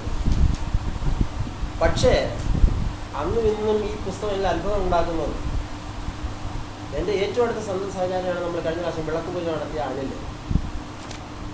നമ്മുടെ ജയത്തിന് അവിടെ വന്നിട്ട് കൂടാതെ വന്നിട്ട് വിളക്ക് പൂജ നടത്തിയ അനിൽ മർച്ചൻ്റ് നേവിയിലാണ്. ഇദ്ദേഹത്തിന് പറഞ്ഞാൽ ഞാൻ കൊടുത്തു വിട്ടു. അപ്പോൾ മിക്കവരൊക്കെ വിളിക്കുമ്പോൾ ഞാൻ ചോദിക്കും, അല്ല എന്തായി നമ്മുടെ അനിൽ നിന്നിലേക്ക്? അപ്പോൾ അദ്ദേഹം പറയും, കൊള്ളാം, അടിപൊളിയാണ്, അതാണ് ഇതാണ്. അപ്പോൾ ഈ ശബ്ദം കേൾക്കുമ്പോൾ എനിക്കറിയാം ഒന്നും സംഭവിക്കുന്നില്ല എന്നെനിക്ക് മനസ്സിലാവുന്നു. ഒരു ദിവസം എന്നെ ഡ്യൂട്ടി സമയത്ത് വിളിച്ചപ്പോൾ ഞാൻ പറഞ്ഞു, ഞാൻ ഡ്യൂട്ടിയിലാണല്ലോ, അല്ലേ, കുഴപ്പമില്ല, ഞാൻ 9 മണി കഴിഞ്ഞ് വിളിക്കാമല്ലോ. അങ്ങനെ വിളിച്ചിട്ട് എൻ്റെ ചോദിച്ചു, അശ്വതി അരവിന്ദ് ഇപ്പോൾ സ്ഥലത്തുണ്ടോ, അതോ അവർ വിദേശത്താണ്? അങ്ങനെ ഓരോരുത്തരുടെ കാര്യം പെട്ടെന്ന് ഇങ്ങോട്ട് ചോദിക്കാൻ തുടങ്ങി. അപ്പം ഞാൻ ഇതെന്ത് പറ്റി? അപ്പം എനിക്ക് മനസ്സിലായി വർക്ക് ചെയ്ത് തുടങ്ങിയാണ് കാര്യങ്ങൾ. അപ്പം ഞാൻ ചോദിച്ചു, എന്താ അങ്ങനെ ചോദിച്ചത്? അല്ല, ഞാൻ എന്നിലേക്ക് അങ്ങ് വായിച്ചു. വായിച്ചോ? ഇപ്പോഴാണ് ഞാൻ വായിക്കുന്നത്. അപ്പം ഞാൻ ചോദിച്ചു, അതെന്താ അങ്ങനെ പ്രത്യേകിച്ച് ഇപ്പോൾ അതിനെ വായിക്കാനുള്ള ചെയ്തത്? അപ്പം പറഞ്ഞത്, എൻ്റെ വിസയുടെ കാലാവധി തീർന്നു, ഒരാഴ്ച എനിക്ക് കപ്പലിൽ നിന്ന് പുറത്തിറങ്ങാൻ പറ്റിയില്ല. പുറത്തിറങ്ങിയാൽ പോലീസുകാർ പിടിക്കുമെന്നുള്ള കണ്ടീഷൻ. ആ 7 ദിവസം ഞാൻ നോക്കിയപ്പം കടൽ കാണാമെന്നുള്ളതല്ലാതെ മറ്റ് യാതൊരു വഴിയുമില്ല. അവസാനം ഒരേ ഒരു വഴിയേ കണ്ടുള്ളൂ, അത് എന്നിൽ നിന്നിലേക്കാണ്. ആ യാത്ര ഞാനങ്ങ് നടത്തി. എനിക്കിനി ഒന്നും പറയേണ്ട, ഗുരുതിയെ എനിക്ക് വിളിക്കണം. ഇങ്ങനെ കുറേ കാര്യങ്ങൾ ഇങ്ങനെ. അപ്പം തീർച്ചയായിട്ടും ആ ഒരു സമയവും സാഹചര്യവും നമ്മളെ ഒരുപാട് വഴിതെറ്റി. പക്ഷേ നമ്മുടെ ഉള്ളിൽ ഉറച്ച വിശ്വാസമുണ്ട്. ഈ സാഹചര്യവും എല്ലാം എന്നെ വഴിതെറ്റിക്കുന്നെങ്കിലും ഞാൻ ആ രക്ഷാവലയത്തിലാണ് എന്നൊരു തോന്നൽ നമുക്കുണ്ടെങ്കിൽ, അല്ലെങ്കിൽ അത് നമ്മുടെ ബേസിക് ഫാക്റ്റ് ആണെങ്കിൽ കുഴപ്പമില്ല, കുറച്ചുകൂടെ കഴിയുമായിരിക്കാം. നേരത്തെ ബാല് പറഞ്ഞതുപോലെ സ്വാമിനി അമ്മയ്ക്ക് പട്ടം കിട്ടുമ്പോൾ നമുക്ക് അസൂയയോ അല്ലെങ്കിൽ നമുക്ക് ദേഷ്യമോ ഉണ്ടാകുന്നുണ്ടെങ്കിൽ അതിൻ്റെ അർത്ഥം അതിലൊരു ഭാഗവാക്കാകാൻ ഞാനും പുറകെ ഉണ്ട് എന്ന ധാരണയാണ്. ആ ധാരണ എപ്പോഴും നമ്മുടെ ഉള്ളിൽ നിലനിർത്തിയാൽ മാത്രം മതിയാകും. മറ്റൊന്നും നമ്മൾ ചെയ്യേണ്ട. നമ്മുടെ കൂടെ ഈ കാര്യങ്ങളെല്ലാം വരും. ഒരുപക്ഷെ ഈ ജന്മത്തിൽ ഒത്തില്ലെങ്കിൽ അടുത്ത ജന്മത്തിൽ തീർച്ചയായും അതുണ്ടാകും എന്നൊരു വിശ്വാസം എനിക്കുണ്ട്. അതുകൊണ്ട് തന്നെ സ്വാമിനി അമ്മയ്ക്ക് അല്ലെങ്കിൽ സ്വാമിനി അമ്മയും ഗുരുജിയുമായി മുറിയുടെ വാതിലുകൾ അടഞ്ഞപ്പോൾ ഒറ്റ വിചാരമേ എനിക്കുണ്ടായിരുന്നുള്ളൂ, ഒരാളെ നമുക്ക് നഷ്ടമായി. അങ്ങനെ മാത്രമാണ് ഞാൻ വിചാരിച്ചത്. ഒരാളെ നമുക്ക് നഷ്ടമായി, സ്വാമിനിയമ്മ നമ്മുടെ പുറത്ത് പോയി. ഇനി സ്വാമിനിയമ്മയെ നമ്മൾ നോക്കേണ്ട. വളരെ ഫാക്റ്റാണ്. ഗുഹാഷ്ടകം ക്യാമ്പിൽ ഈ ക്യാമ്പുകളുടെ പ്രസക്തിയെക്കുറിച്ച് ഇവിടെ പറഞ്ഞു. നമ്മൾ ഗുഹാഷ്ടകം ക്യാമ്പിൽ, ഗുഹാഷ്ടകം എന്നല്ല, ഒരു ക്യാമ്പാണെന്ന് തോന്നി എനിക്ക് നഷ്ടപ്പെടുന്നത്. ആ ഒഴിച്ച് ബാക്കി എല്ലാ ക്യാമ്പുകളും ഞാൻ അറ്റൻഡ് ചെയ്തിട്ടുണ്ട്. എനിക്കൊരു സ്വഭാവമുണ്ട്, ക്യാമ്പ് കേൾക്കുമ്പോൾ ഞാൻ ഇതിൻ്റെ കൂട്ടത്തിൽ അങ്ങ് പോകും, സകലതും കുറിച്ചെടുക്കും. കഴിഞ്ഞ 1 വർഷം കുറിച്ചെടുപ്പ് മാത്രം ബാക്കി. ഇതൊന്നും വീട്ടിൽ പോയി എത്രയോ പ്രാവശ്യം കുരി എൻ്റെ അടുത്ത് പറഞ്ഞു, അത് എല്ലാം എഴുതാം ഞങ്ങൾ. ഒന്നും എഴുതാൻ പറ്റും. ഒന്നും എഴുതാൻ പറ്റിയില്ല എന്ന് പറയുമ്പോൾ എന്താ പറയുക, അങ്ങനെ അങ്ങ് ആയിപ്പോയി. ആ തോർത്ത് തന്നെയാണ് പ്രശ്നം. അങ്ങനെ അങ്ങ് ആയിപ്പോയി. അപ്പോൾ അങ്ങനെ ഒന്നും എഴുതാതെ എന്താ പറയുക, ഈ ഒരു വർഷം നമ്മൾ കഴിച്ചു കൂട്ടിയപ്പോൾ നമുക്ക് മനസ്സിലായി. ശരത് വക്കീൽ വന്ന് ഇവിടെ നിന്ന് സംസാരിക്കുമ്പോൾ അദ്ദേഹത്തിൽ വരുന്ന മാറ്റങ്ങൾ, അതാണ് ഞാൻ ഇന്നലെ ആദ്യം വന്നപ്പോഴേ ഞാൻ സ്വാമിയമ്മയെടുത്ത് പറഞ്ഞു, എനിക്ക് കേൾക്കാനാണ് താല്പര്യം. കണ്ണുതുളസി പറയുന്ന പോലെ ഒന്നും ചെയ്യാത്തവൻ ഇവിടെ വന്ന് പുസ്തകം അത് കേൾക്കാനാണ്. ആരെന്തൊക്കെയായി തീർന്നതെന്ന് കേൾക്കാനുള്ള ഒരാഗ്രഹമാണ് എനിക്ക് ഈ പുസ്തകത്തിലുള്ളതെന്ന് ഞാൻ പ്രത്യേകം പറഞ്ഞതിൻ്റെ കാരണം അങ്ങനെയാണ്. അപ്പം അങ്ങനെ ശരിക്കും ശരത് വക്കീലിൽ വന്ന മാറ്റം, എൻ്റെ സ്വന്തം ശരത്തിൽ വന്ന മാറ്റം അഭൂതപൂർവമായ മാറ്റമാണ്. അഭൂതപൂർവമായ മാറ്റം എന്ന് പറയുമ്പോൾ എന്താ പറയുക, എൻ്റെ മകനായിട്ട് വേണമെങ്കിൽ പക്ഷേ സങ്കല്പിക്കാം. അതാണ് ശരത്. പക്ഷേ ഒരു ദിവസം മെസ്സേജ് വരുന്നു, എന്നെ അത്യാവശ്യമായി സൈക്കാട്രിസ്റ്റിനെ കാണിക്കണം. അത് ഞാൻ ചിരിച്ചു. പ്രീതി എടുത്ത് പറഞ്ഞപ്പോൾ പ്രീതി പറഞ്ഞു, ഹേയ് സൂക്ഷിക്കണം, എന്തോ വിഷയം ഉണ്ടാവുമെന്ന് പറഞ്ഞു. ഞാൻ പറഞ്ഞേ ചുമ്മാ തമാശയ്ക്ക് കളിപ്പിക്കാൻ കഴിക്കുന്നതാണ്. പക്ഷേ പെട്ടെന്ന് ഞാൻ ഗുരുജിയെ വിളിച്ചിട്ട് പറഞ്ഞു, ഗുരുജി ഇങ്ങനെ ഒരാളുടെ മെസ്സേജ് നമുക്ക് കിട്ടിയിട്ടുള്ളൂ, ഇത് അവരൊരു തമാശ കളിയായിരിക്കും എന്ന് പറഞ്ഞു. അല്ല, അടുത്ത ദിവസം എന്നെ കൊണ്ടുവരാൻ കാണിക്കുന്നത്. അത് ഞാൻ വളരെ ഗൗരവമായിട്ട് അതിനെ സമീപിക്കണം. അടുത്ത ദിവസം അങ്ങനെയാണ് രണ്ടാമത്തെ മൂന്നാമത്തെ ദിവസം ഞാൻ ശരത്തിനെ വിളിച്ചിട്ട് ഗുരുവിൻ്റെ സമീപത്തേക്ക് നമ്മൾ പോകും. അവിടെ നിന്ന് ബാക്കി ചരിത്രങ്ങൾ ശരത്ത് പറഞ്ഞു കഴിഞ്ഞു. അപ്പോൾ തീർച്ചയായിട്ടും സമയം, സാഹചര്യം, ഇതെല്ലാം ഒരു സാധകന് അത്യാവശ്യം നോക്കിയിരിക്കേണ്ട കാര്യങ്ങളാണ്. ഇതെല്ലാം ഉണ്ടാകും. പിന്നീട് എന്താ പറയുക, സ്വാമിനിയമ്മയെ കുറിച്ച് എന്ത് പറയാം, എല്ലാവരും പറഞ്ഞു ഇനി ഒന്നും പറയാൻ ഇല്ലാതാക്കി കഴിഞ്ഞു. ഈ സ്വാമിനിയമ്മ ഇവിടെ വന്നിരുന്നിട്ട് ഇങ്ങനെ പകുതി മുക്കാൽ ഇംഗ്ലീഷും പിന്നെ 1.25 മലയാളവും ഇതിനിടയ്ക്ക് ഹിന്ദിയുടെ ചില വേർഡുകളും ഇതെല്ലാമായിട്ട് ഇങ്ങനെ തകർക്കുമ്പോൾ ചില സമയം ഞാൻ വിചാരിച്ചിട്ടുണ്ട്, എക്സ്പ്രസ് ചെയ്യാൻ ഇത്ര മാത്രം പുറകോട്ട് പോകുന്നത് എന്ത് സ്വാമിനിയമ്മ എന്ന് ഞാൻ ചിന്തിച്ചിട്ടുണ്ട്, ശരിക്കും ചിന്തിച്ചിട്ടുണ്ട്. പക്ഷേ ഓരോ സ്പീച്ചിലും ഇന്നലെ ഞാൻ എഴുന്നേറ്റ് നിന്ന് മറ്റൊന്നുകൊണ്ട് ഇരിക്കാൻ എനിക്ക് പറ്റത്തില്ല. ഒരു കാര്യം വളരെ സ്പഷ്ടമായ സ്വാമിനിയമ്മ എനിക്ക് പറഞ്ഞു. ഗുരുജി എൻ്റെ അടുത്ത് നേരത്തെ പറഞ്ഞു, ഞാൻ ഞങ്ങളുടെ KSRTC സൊസൈറ്റിയുടെ ഡയറക്ടർ ബോർഡിലേക്ക് മത്സരിക്കാൻ ഞാൻ ഗുരുജി വിളിച്ചു ചോദിച്ചു, ഗുരുജി മത്സരിക്കട്ടോ, നമ്മൾ ഇതിന് സ്പിരിച്വാലിറ്റി പ്രാക്ടീസ് ചെയ്യുന്ന മത്സരിക്കാൻ പോകും, അപ്പോൾ നമ്മുടെ ഇതൊക്കെ പോകും. അല്ലല്ല, മത്സരിക്കണം. മത്സരിച്ച് അവിടെ നമ്മുടെ കാര്യങ്ങൾ ചെയ്തു കൊടുക്കണം, അല്ലെങ്കിൽ നമ്മുടെ വ്യൂ പോയിന്റ്സുകൾ അവിടെ അഡാപ്റ്റ് ചെയ്യണം എന്നൊക്കെ പറഞ്ഞ് പൂർവാധികം ശക്തിയായി എന്നെ അങ്ങോട്ട് തള്ളിയിട്ടു. വൈസ് പ്രസിഡന്റായി. ഇതെല്ലാം ഒരു തലയിലാണ് വന്ന് കയറുന്നത് നമ്മൾ ആലോചിച്ചാൽ മതി. യൂണിയന്റെ കാര്യം അതതുപോലെ, അവിടെ ജില്ലാ പ്രസിഡന്റ്, യോജന സംസ്ഥാന ജോയിന്റ് സെക്രട്ടറി. ചുരുക്കം പറഞ്ഞാൽ കർമ്മം ചെയ്യാനേ ഗുരുജി പറഞ്ഞുള്ളൂ. സത്യമാണ്. ഞാൻ മനസ്സിലാക്കിയ കർമ്മവും ഗുരുജി പറഞ്ഞ കർമ്മവും തമ്മിൽ ഒരല്പം വ്യത്യാസമുണ്ട്.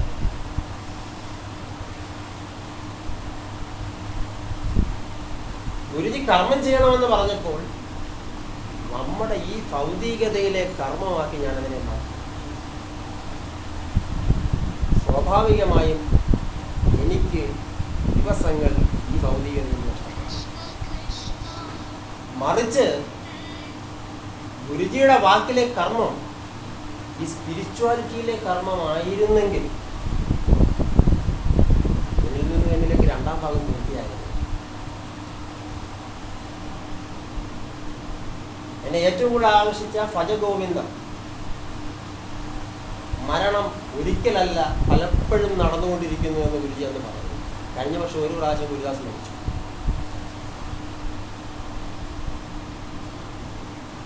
തൊണ്ണൂറ്റി വയസ്സാകുമ്പോൾ ജരാനരകൾ ബാധിച്ച് പല്ല് കൊഴിഞ്ഞ് സംഭവിക്കുന്ന ഒരു പ്രതിഭാസമല്ല മരണം, മറിച്ച് 18-ാം വയസ്സിൽ മായാമോഹിതനാകുമ്പോൾ ഒരു വ്യക്തിക്ക് സംഭവിക്കുന്നതാണ് മരണമെങ്കിൽ തീർച്ചയായും 1-2 പ്രാവശ്യമെങ്കിലും ഗുരുദാസ് കഴിഞ്ഞ പ്രാവശ്യം ഉണ്ടെന്നാണ് എൻ്റെ വിശ്വാസം. അപ്പം അത്രമാത്രം എൻ്റെ പാതയിൽ നിന്ന് വ്യതിചലിച്ചു എന്ന് ഞാൻ പറയില്ല. അപ്പം സ്ലോ ആയിപ്പോയ ഒരു വർഷമാണ് കഴിഞ്ഞ വർഷം എനിക്ക് കടന്നു പോയത്. അങ്ങനെ ചിന്തിച്ചപ്പോൾ ഗുരുജനെ വിളിച്ചിട്ട് പറഞ്ഞു, അപ്പം എഴുതി തുടങ്ങിയോ? നമ്മൾ മൊത്തം എഴുത്തല്ലേ, യുവാഷ്ടകം കുറച്ച് എഴുതുന്നു, മറ്റു ഇങ്ങനെ എഴുതിക്കൊണ്ടിരിക്കല്ലേ.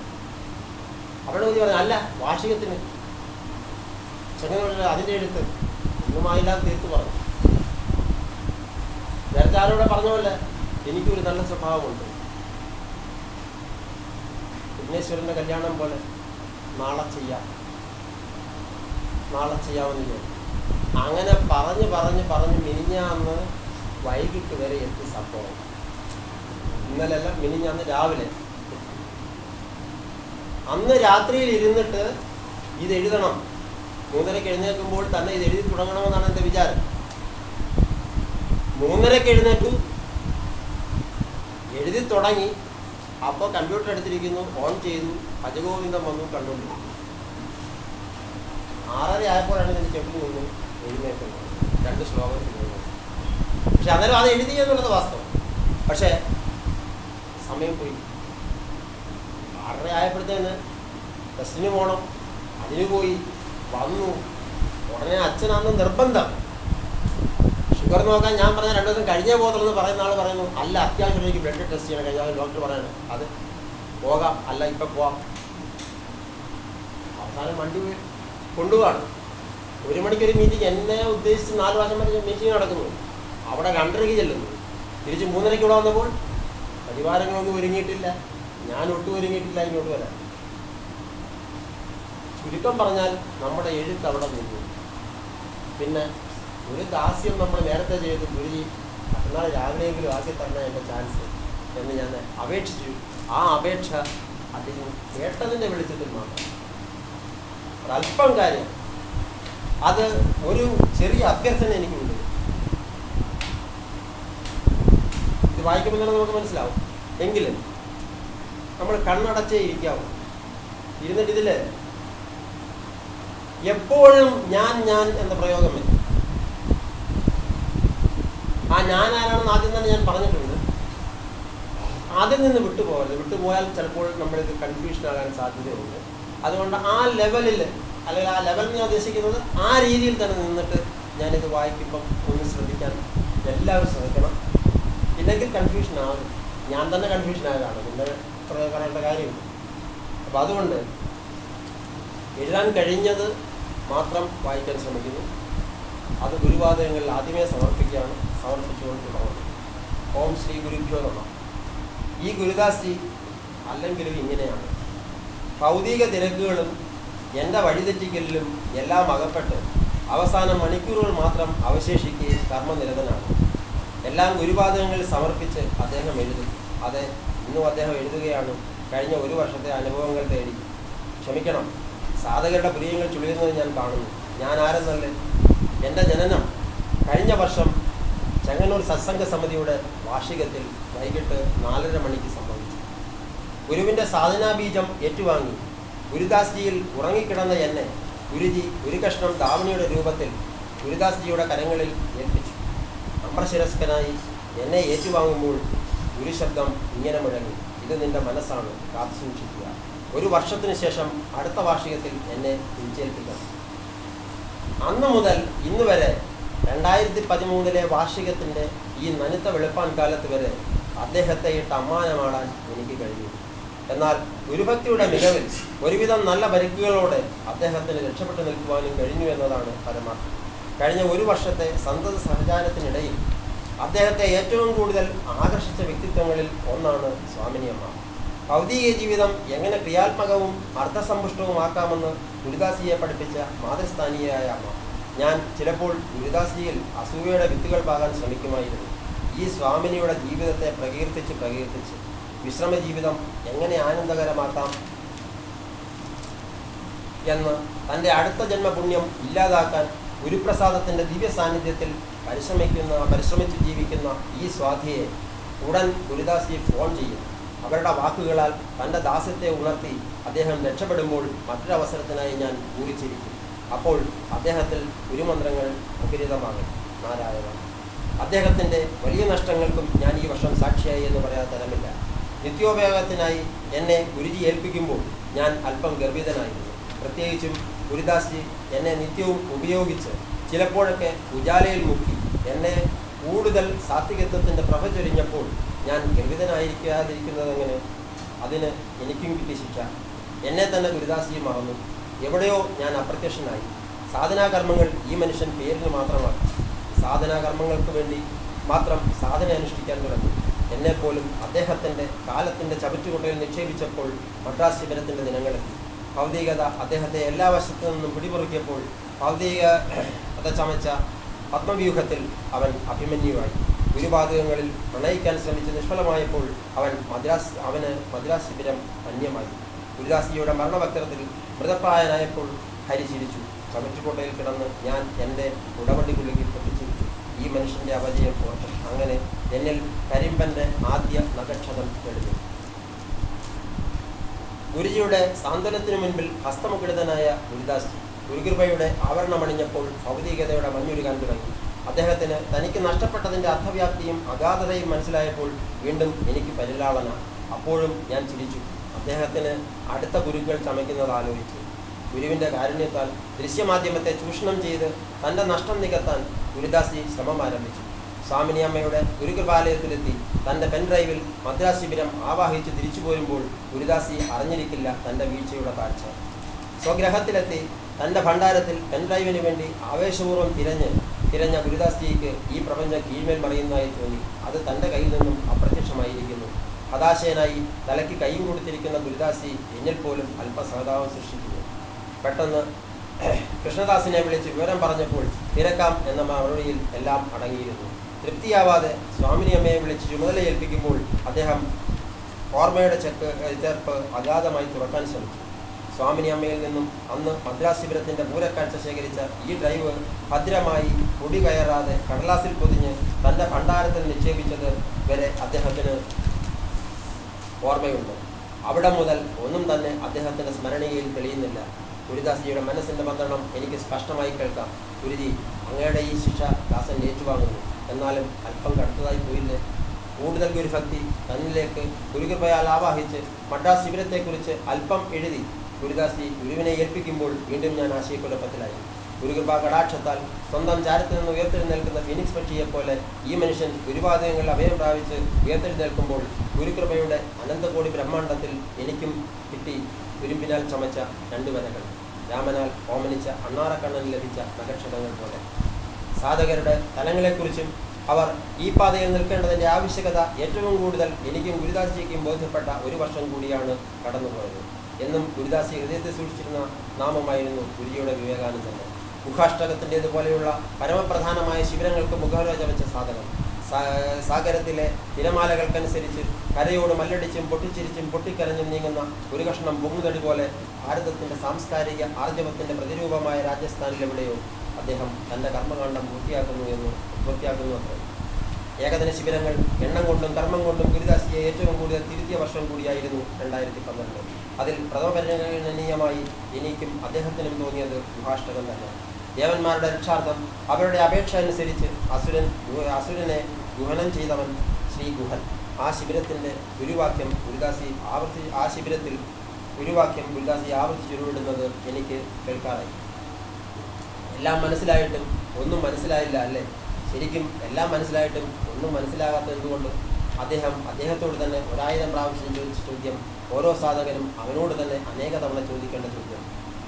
ഉത്തരം ഗുരുവാക്യത്തിലൂടെ അദ്ദേഹത്തിൻ്റെ ദാസൻ അറിഞ്ഞറിയുന്നു. കാരണം ഒന്നും നാം ബോധത്തോടെയല്ല അറിയുന്നത് എന്നതത്രേ.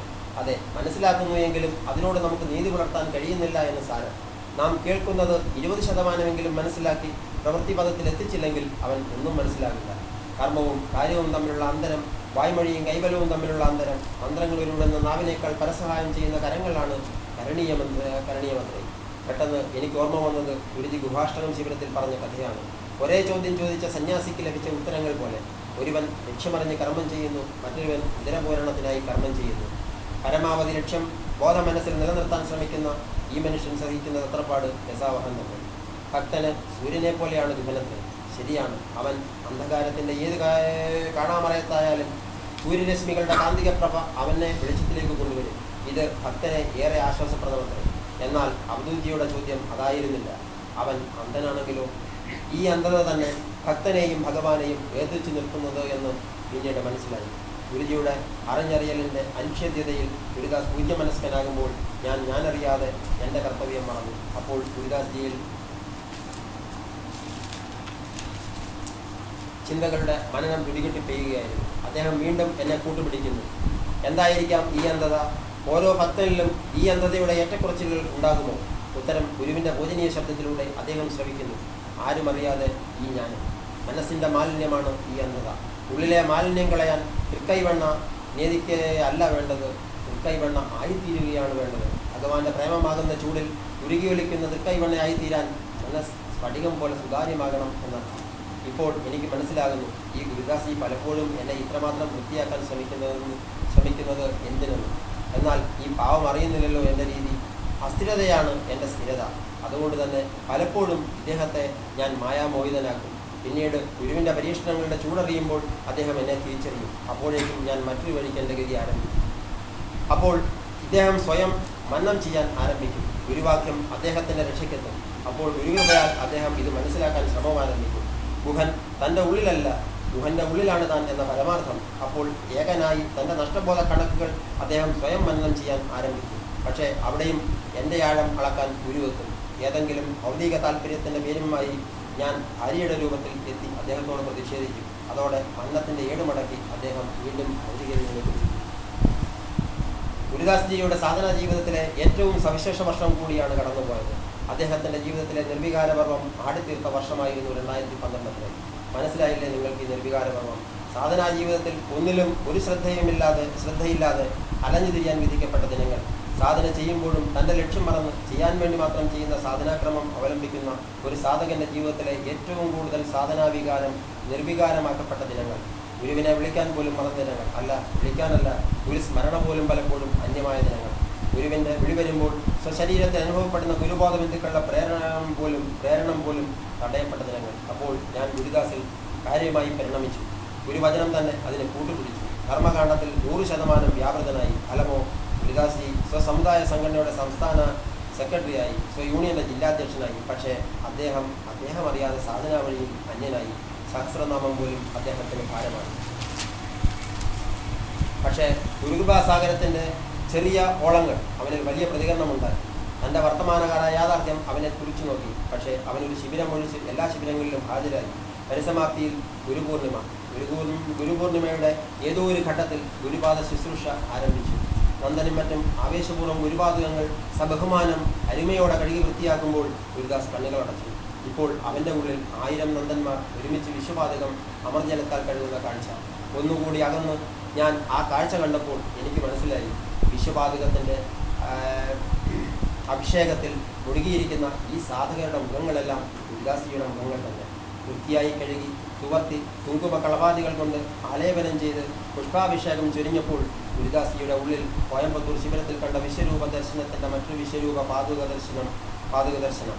സ്വയം മനനം ചെയ്ത തവനത്തിൻ്റെ കണ്ണുനീർ അദ്ദേഹത്തിൽ നിന്നും പ്രവഹിക്കാൻ തുടങ്ങി. അതെ, ഇപ്പോൾ ഗുരുദാസിയിൽ നിന്നും വമിക്കുന്ന തവനത്തിൻ്റെ കണ്ണുനീർ കൊണ്ട് മുഖമണച്ച് ആ പാതുകം കഴുകി തൻ്റെ അഹത്തിൻ്റെ ഒരംശത്തെ കരിച്ച് ഭസ്മം കൊണ്ട് ആലേപനം ചെയ്ത് ഹൃദയരക്തം കൊണ്ട് കുങ്കുമാലേപനം പൂർത്തിയാക്കുമ്പോൾ അദ്ദേഹത്തിലെ കർമ്മകുശലത എപ്പോഴോ അവസാനിച്ചിരുന്നു. കുറച്ചുകൂടി നിമിഷങ്ങൾ വേണ്ടി വന്നു അദ്ദേഹത്തിൻ്റെ ഈ വർത്തമാനകാല വിഗ്രഹങ്ങളുടെ മധ്യത്തിലേക്ക് എത്താൻ. അപ്പോഴും ഞാൻ അദ്ദേഹത്തോടൊപ്പം തന്നെ ഉണ്ടായിരുന്നു, എൻ്റെ കൂടെ ഉണ്ടായിരുന്നു.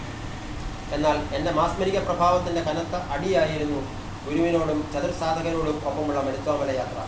ഗുരുജി ആദ്യമേ മുൻകൂറായി തന്നെ അർദ്ധവിരാമോക്തിയിൽ പറഞ്ഞിരുന്നു, മരുത്വാമലയിൽ നമ്മൾ 5 പേർ മാത്രമേ ഉണ്ടാവൂ എന്ന്. എനിക്ക് അത്ഭുതം തോന്നി. ഈ മരുത്വാമല ദർശനകാലത്ത് എങ്ങനെയാണ് ഇവർ 5 പേർ മാത്രമാകുന്നത്? അതുണ്ടാവില്ല എന്ന സന്തോഷത്താൽ ഗുരുദാസ്ജിയെ മതിക്കാൻ ശ്രമിച്ച എനിക്ക് ഗുരുദാസിയിൽ നിന്നും കിട്ടി നല്ലൊരു പ്രഹരം. നീ അല്ലെങ്കിലും എപ്പോഴും ഇങ്ങനെയാണ്, നമ്മളെ വഴിതെറ്റിച്ച് അതിൽ നിശബ്ദ സുഖം കണ്ടെത്തുന്ന പരമയേഭ്യൻ.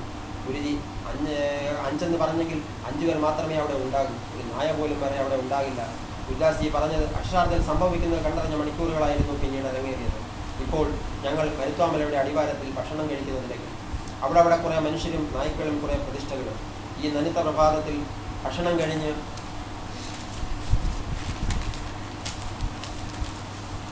യാത്ര തുടരുന്നു.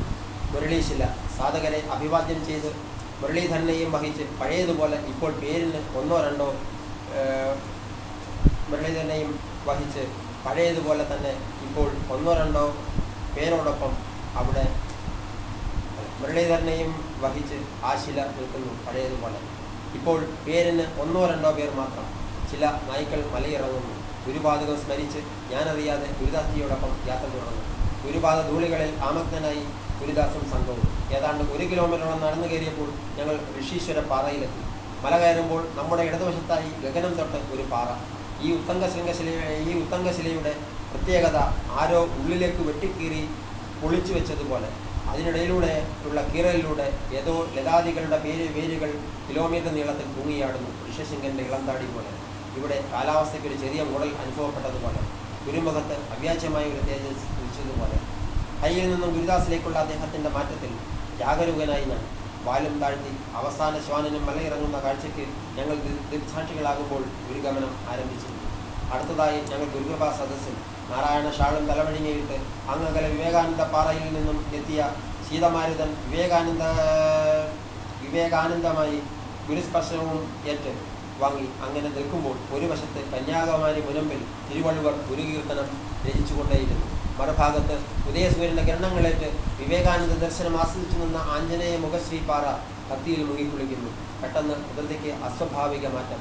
മരുത്വാമലയുടെ ഉത്തംഗശൃംഗത്തിൽ എവിടെ നിന്നോ മൂടൽമഞ്ഞെത്തി നിൽക്കുന്ന കാഴ്ച. ഈ തണുത്ത അന്തരീക്ഷത്തിൽ വിയർപ്പ് കണങ്ങൾ കൊണ്ട് ഗുരുദാസിനെ അഭിഷേകം ചെയ്യുന്നത് നോക്കി ഞാൻ അങ്ങനെ നിന്നു. ഗുരുദാസിയിൽ വെള്ളടി വീഴ്ത്തി ശരത് വക്കീലിൻ്റെ കമൻ്റ് പെട്ടെന്നായിരുന്നു. ഗുരുജി, ആ മൂടൽമഞ്ഞിനെ കയ്യെത്തി പിടിക്കാൻ കഴിഞ്ഞിരുന്നെങ്കിൽ. സംഭവിക്കാൻ പോകുന്നതിൻ്റെ വലിയ ദിശാബോധം ഗുരുദാസിൽ ചലനങ്ങൾ സൃഷ്ടിക്കുമ്പോൾ ഗുരു ചലിച്ചു തുടങ്ങിയിരുന്നു. വീണ്ടും ഇടുക്കാന്തൂക്കായ പാറകളും മുൾച്ചെടികളും കടന്ന് 2 കിലോമീറ്ററോളം എത്തിയപ്പോൾ ഗുരുകൃപാ കവാടം. ത്രികോണാകൃതിയിലുള്ള വലിയ പാറവിടവിലൂടെ എത്തിത്തിരിഞ്ഞു നോക്കുമ്പോൾ പിന്നിൽ എല്ലാം അപ്രത്യക്ഷം. മായാമോഹിതമായ ഭൗതിക ലോകം അവൻ്റെ പിന്നിൽ എവിടെയോ മറഞ്ഞിരുന്നു. ഗുരു തൃച്ചേവടികൾ പിന്തുടർന്ന് ആഞ്ജനേയ അടിവാരത്തിൽ നിൽക്കുമ്പോൾ മരുത്വാമലയിൽ ഞങ്ങൾ മാത്രം. മുന്നിൽ തേജോമയനായ ഗുരു മാത്രം. അദ്ദേഹം ചുറ്റിനും മൂടിയ സാത്വിക സത്യമായ അനന്ത പാലാഴിയിൽ സാക്ഷിയാക്കി തൊട്ടടുത്ത ശിലയെ ചൂണ്ടി പറഞ്ഞു, നോക്കൂ, സ്ഥൂലമായ ആ ശിലയിൽ നിന്ന് തുടങ്ങി അനന്തമായ സൂക്ഷ്മത്തിലൂടെ എന്നിൽ എത്തുന്നതാകണം സാധകന്റെ യാത്ര. അലിഞ്ഞില്ലാതാകുന്ന വല്ലാത്തൊരു കാഴ്ചയ്ക്ക് ഞാൻ സാക്ഷിയാവുകയായിരുന്നു. നിമിഷങ്ങൾക്കകം ഞങ്ങൾ ആഞ്ജനേയൻ്റെ മുൻപിൽ. മരുത്വാമലയിലെ ഉത്തംഗ ശൃംഗം ഞങ്ങളുടെ കാൽച്ചുവട്ടിൽ. മുന്നിൽ ആഞ്ജനേയൻ മറയുന്നു. ഗുരുദാസിൽ ഗുരുഭക്തിയുടെ അനന്ത പ്രക്ഷാളനം. അദ്ദേഹത്തിന് മുൻപിൽ ഗുരുജി കാവിയാൽ തലമറച്ച് ശ്വേതാവസ്ത്രങ്ങളിൽ മുങ്ങി ഒന്നുകൂടി ഗുരുദാസ് ചെയ്യുന്നു. സൂക്ഷ്മഭാവത്താൽ ഗുരുദർശനത്തിന് വിധേയനാകുന്ന കാഴ്ച. ഗുരുദാസ്ജിയുടെ സ്പന്ദനം എനിക്ക് വ്യക്തമായി കേൾക്കാമായിരുന്നു.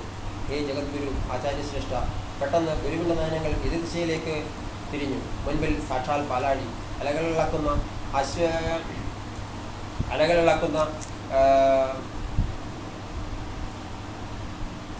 അശ്വതാഴിയായി ദാസൻ അലിയവേ മധ്യത്തിൽ കറുത്ത എന്തോ ഒന്ന് തെളിഞ്ഞു വരുന്നു.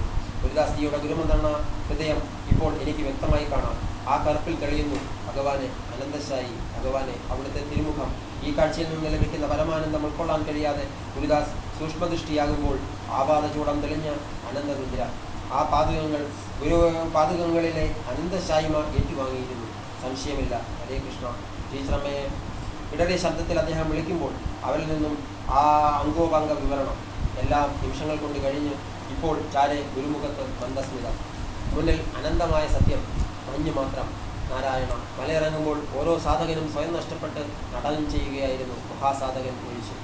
ഗുരുദാസ്ജിയിലെ സാധകനെ ഏറെ വഴിതെറ്റിക്കാൻ ശ്രമിച്ചെങ്കിലും ഗുരുഭക്തിയാൽ ദാസ്യത്താൽ അദ്ദേഹം എൻ്റെ വൈതരണികളെ പിന്നിടുമ്പോൾ ഞാൻ പരാജയം ഏറ്റുവാങ്ങുമ്പോഴും ഞാൻ ഉള്ളിൽ ഗൂഢമായി ആനന്ദിച്ചു. ശരിക്കും എൻ്റെ ഗുരുദാസിക്ക് എന്താണ് സംഭവിച്ചത്? കർമ്മങ്ങൾ കർമ്മപുഷ്ടി വരുത്താൻ ഗുരു പറഞ്ഞപ്പോൾ ഇഹലോക കർമ്മപുഷ്ടിയാണെന്ന് തെറ്റിദ്ധരിച്ച് ഇഹലോക കർമ്മങ്ങളിൽ വ്യാപൃതനായി ആത്മീയ കർമ്മലോപം ബാധിച്ചത് ആനന്ദാനുഭവം അനുഭവിച്ചറിഞ്ഞ സ്വാമിനി ഹരിപ്രിയയുടെ വാക്കുകളിലൂടെ ഗുരു നിറഞ്ഞപ്പോൾ തൻ്റെ അടുത്ത വർഷത്തെ കർമ്മകാണ്ഡത്തെക്കുറിച്ച് അദ്ദേഹം ബോധവാനാവുകയായിരുന്നു. ഇഹലോക കർമ്മകാണ്ഡത്തിൻ്റെ സാന്ദ്രത കുറച്ച് ആത്മീയ കർമ്മകാണ്ഡം രചിക്കുന്ന ഗുരുദാസിക്ക് ഞാൻ കൂട്ടിനുണ്ടാകും, പുതിയ രൂപത്തിൽ, പുതിയ ഭാവത്തിൽ. അപ്പോഴും നിസ്തുലമായ കർമ്മത്തിലൂടെ ഗുരുവിൻ്റെ വലിയ അനുഗ്രഹങ്ങൾ ഏറ്റുവാങ്ങാൻ എളിയ ഗുരുദാസിന് കഴിയട്ടെ എന്ന് ആശംസിക്കുന്നതോടൊപ്പം എന്നിലും എന്നെ ഉപേക്ഷിച്ച് ഗുരുദാസ് യാത്ര തുടരും. എന്നിലൂടെ എന്നെ ഉപേക്ഷിച്ച് ഗുരുദാസ് യാത്ര തുടരും. സംശയമില്ല. ആ ഗുരുചരണങ്ങളിൽ ഗുരുദാസിക്ക് ഒപ്പം ഞാനും സമർപ്പിക്കപ്പെടും. അറിയുന്ന ഒരു മറുജന്മത്തിനായി.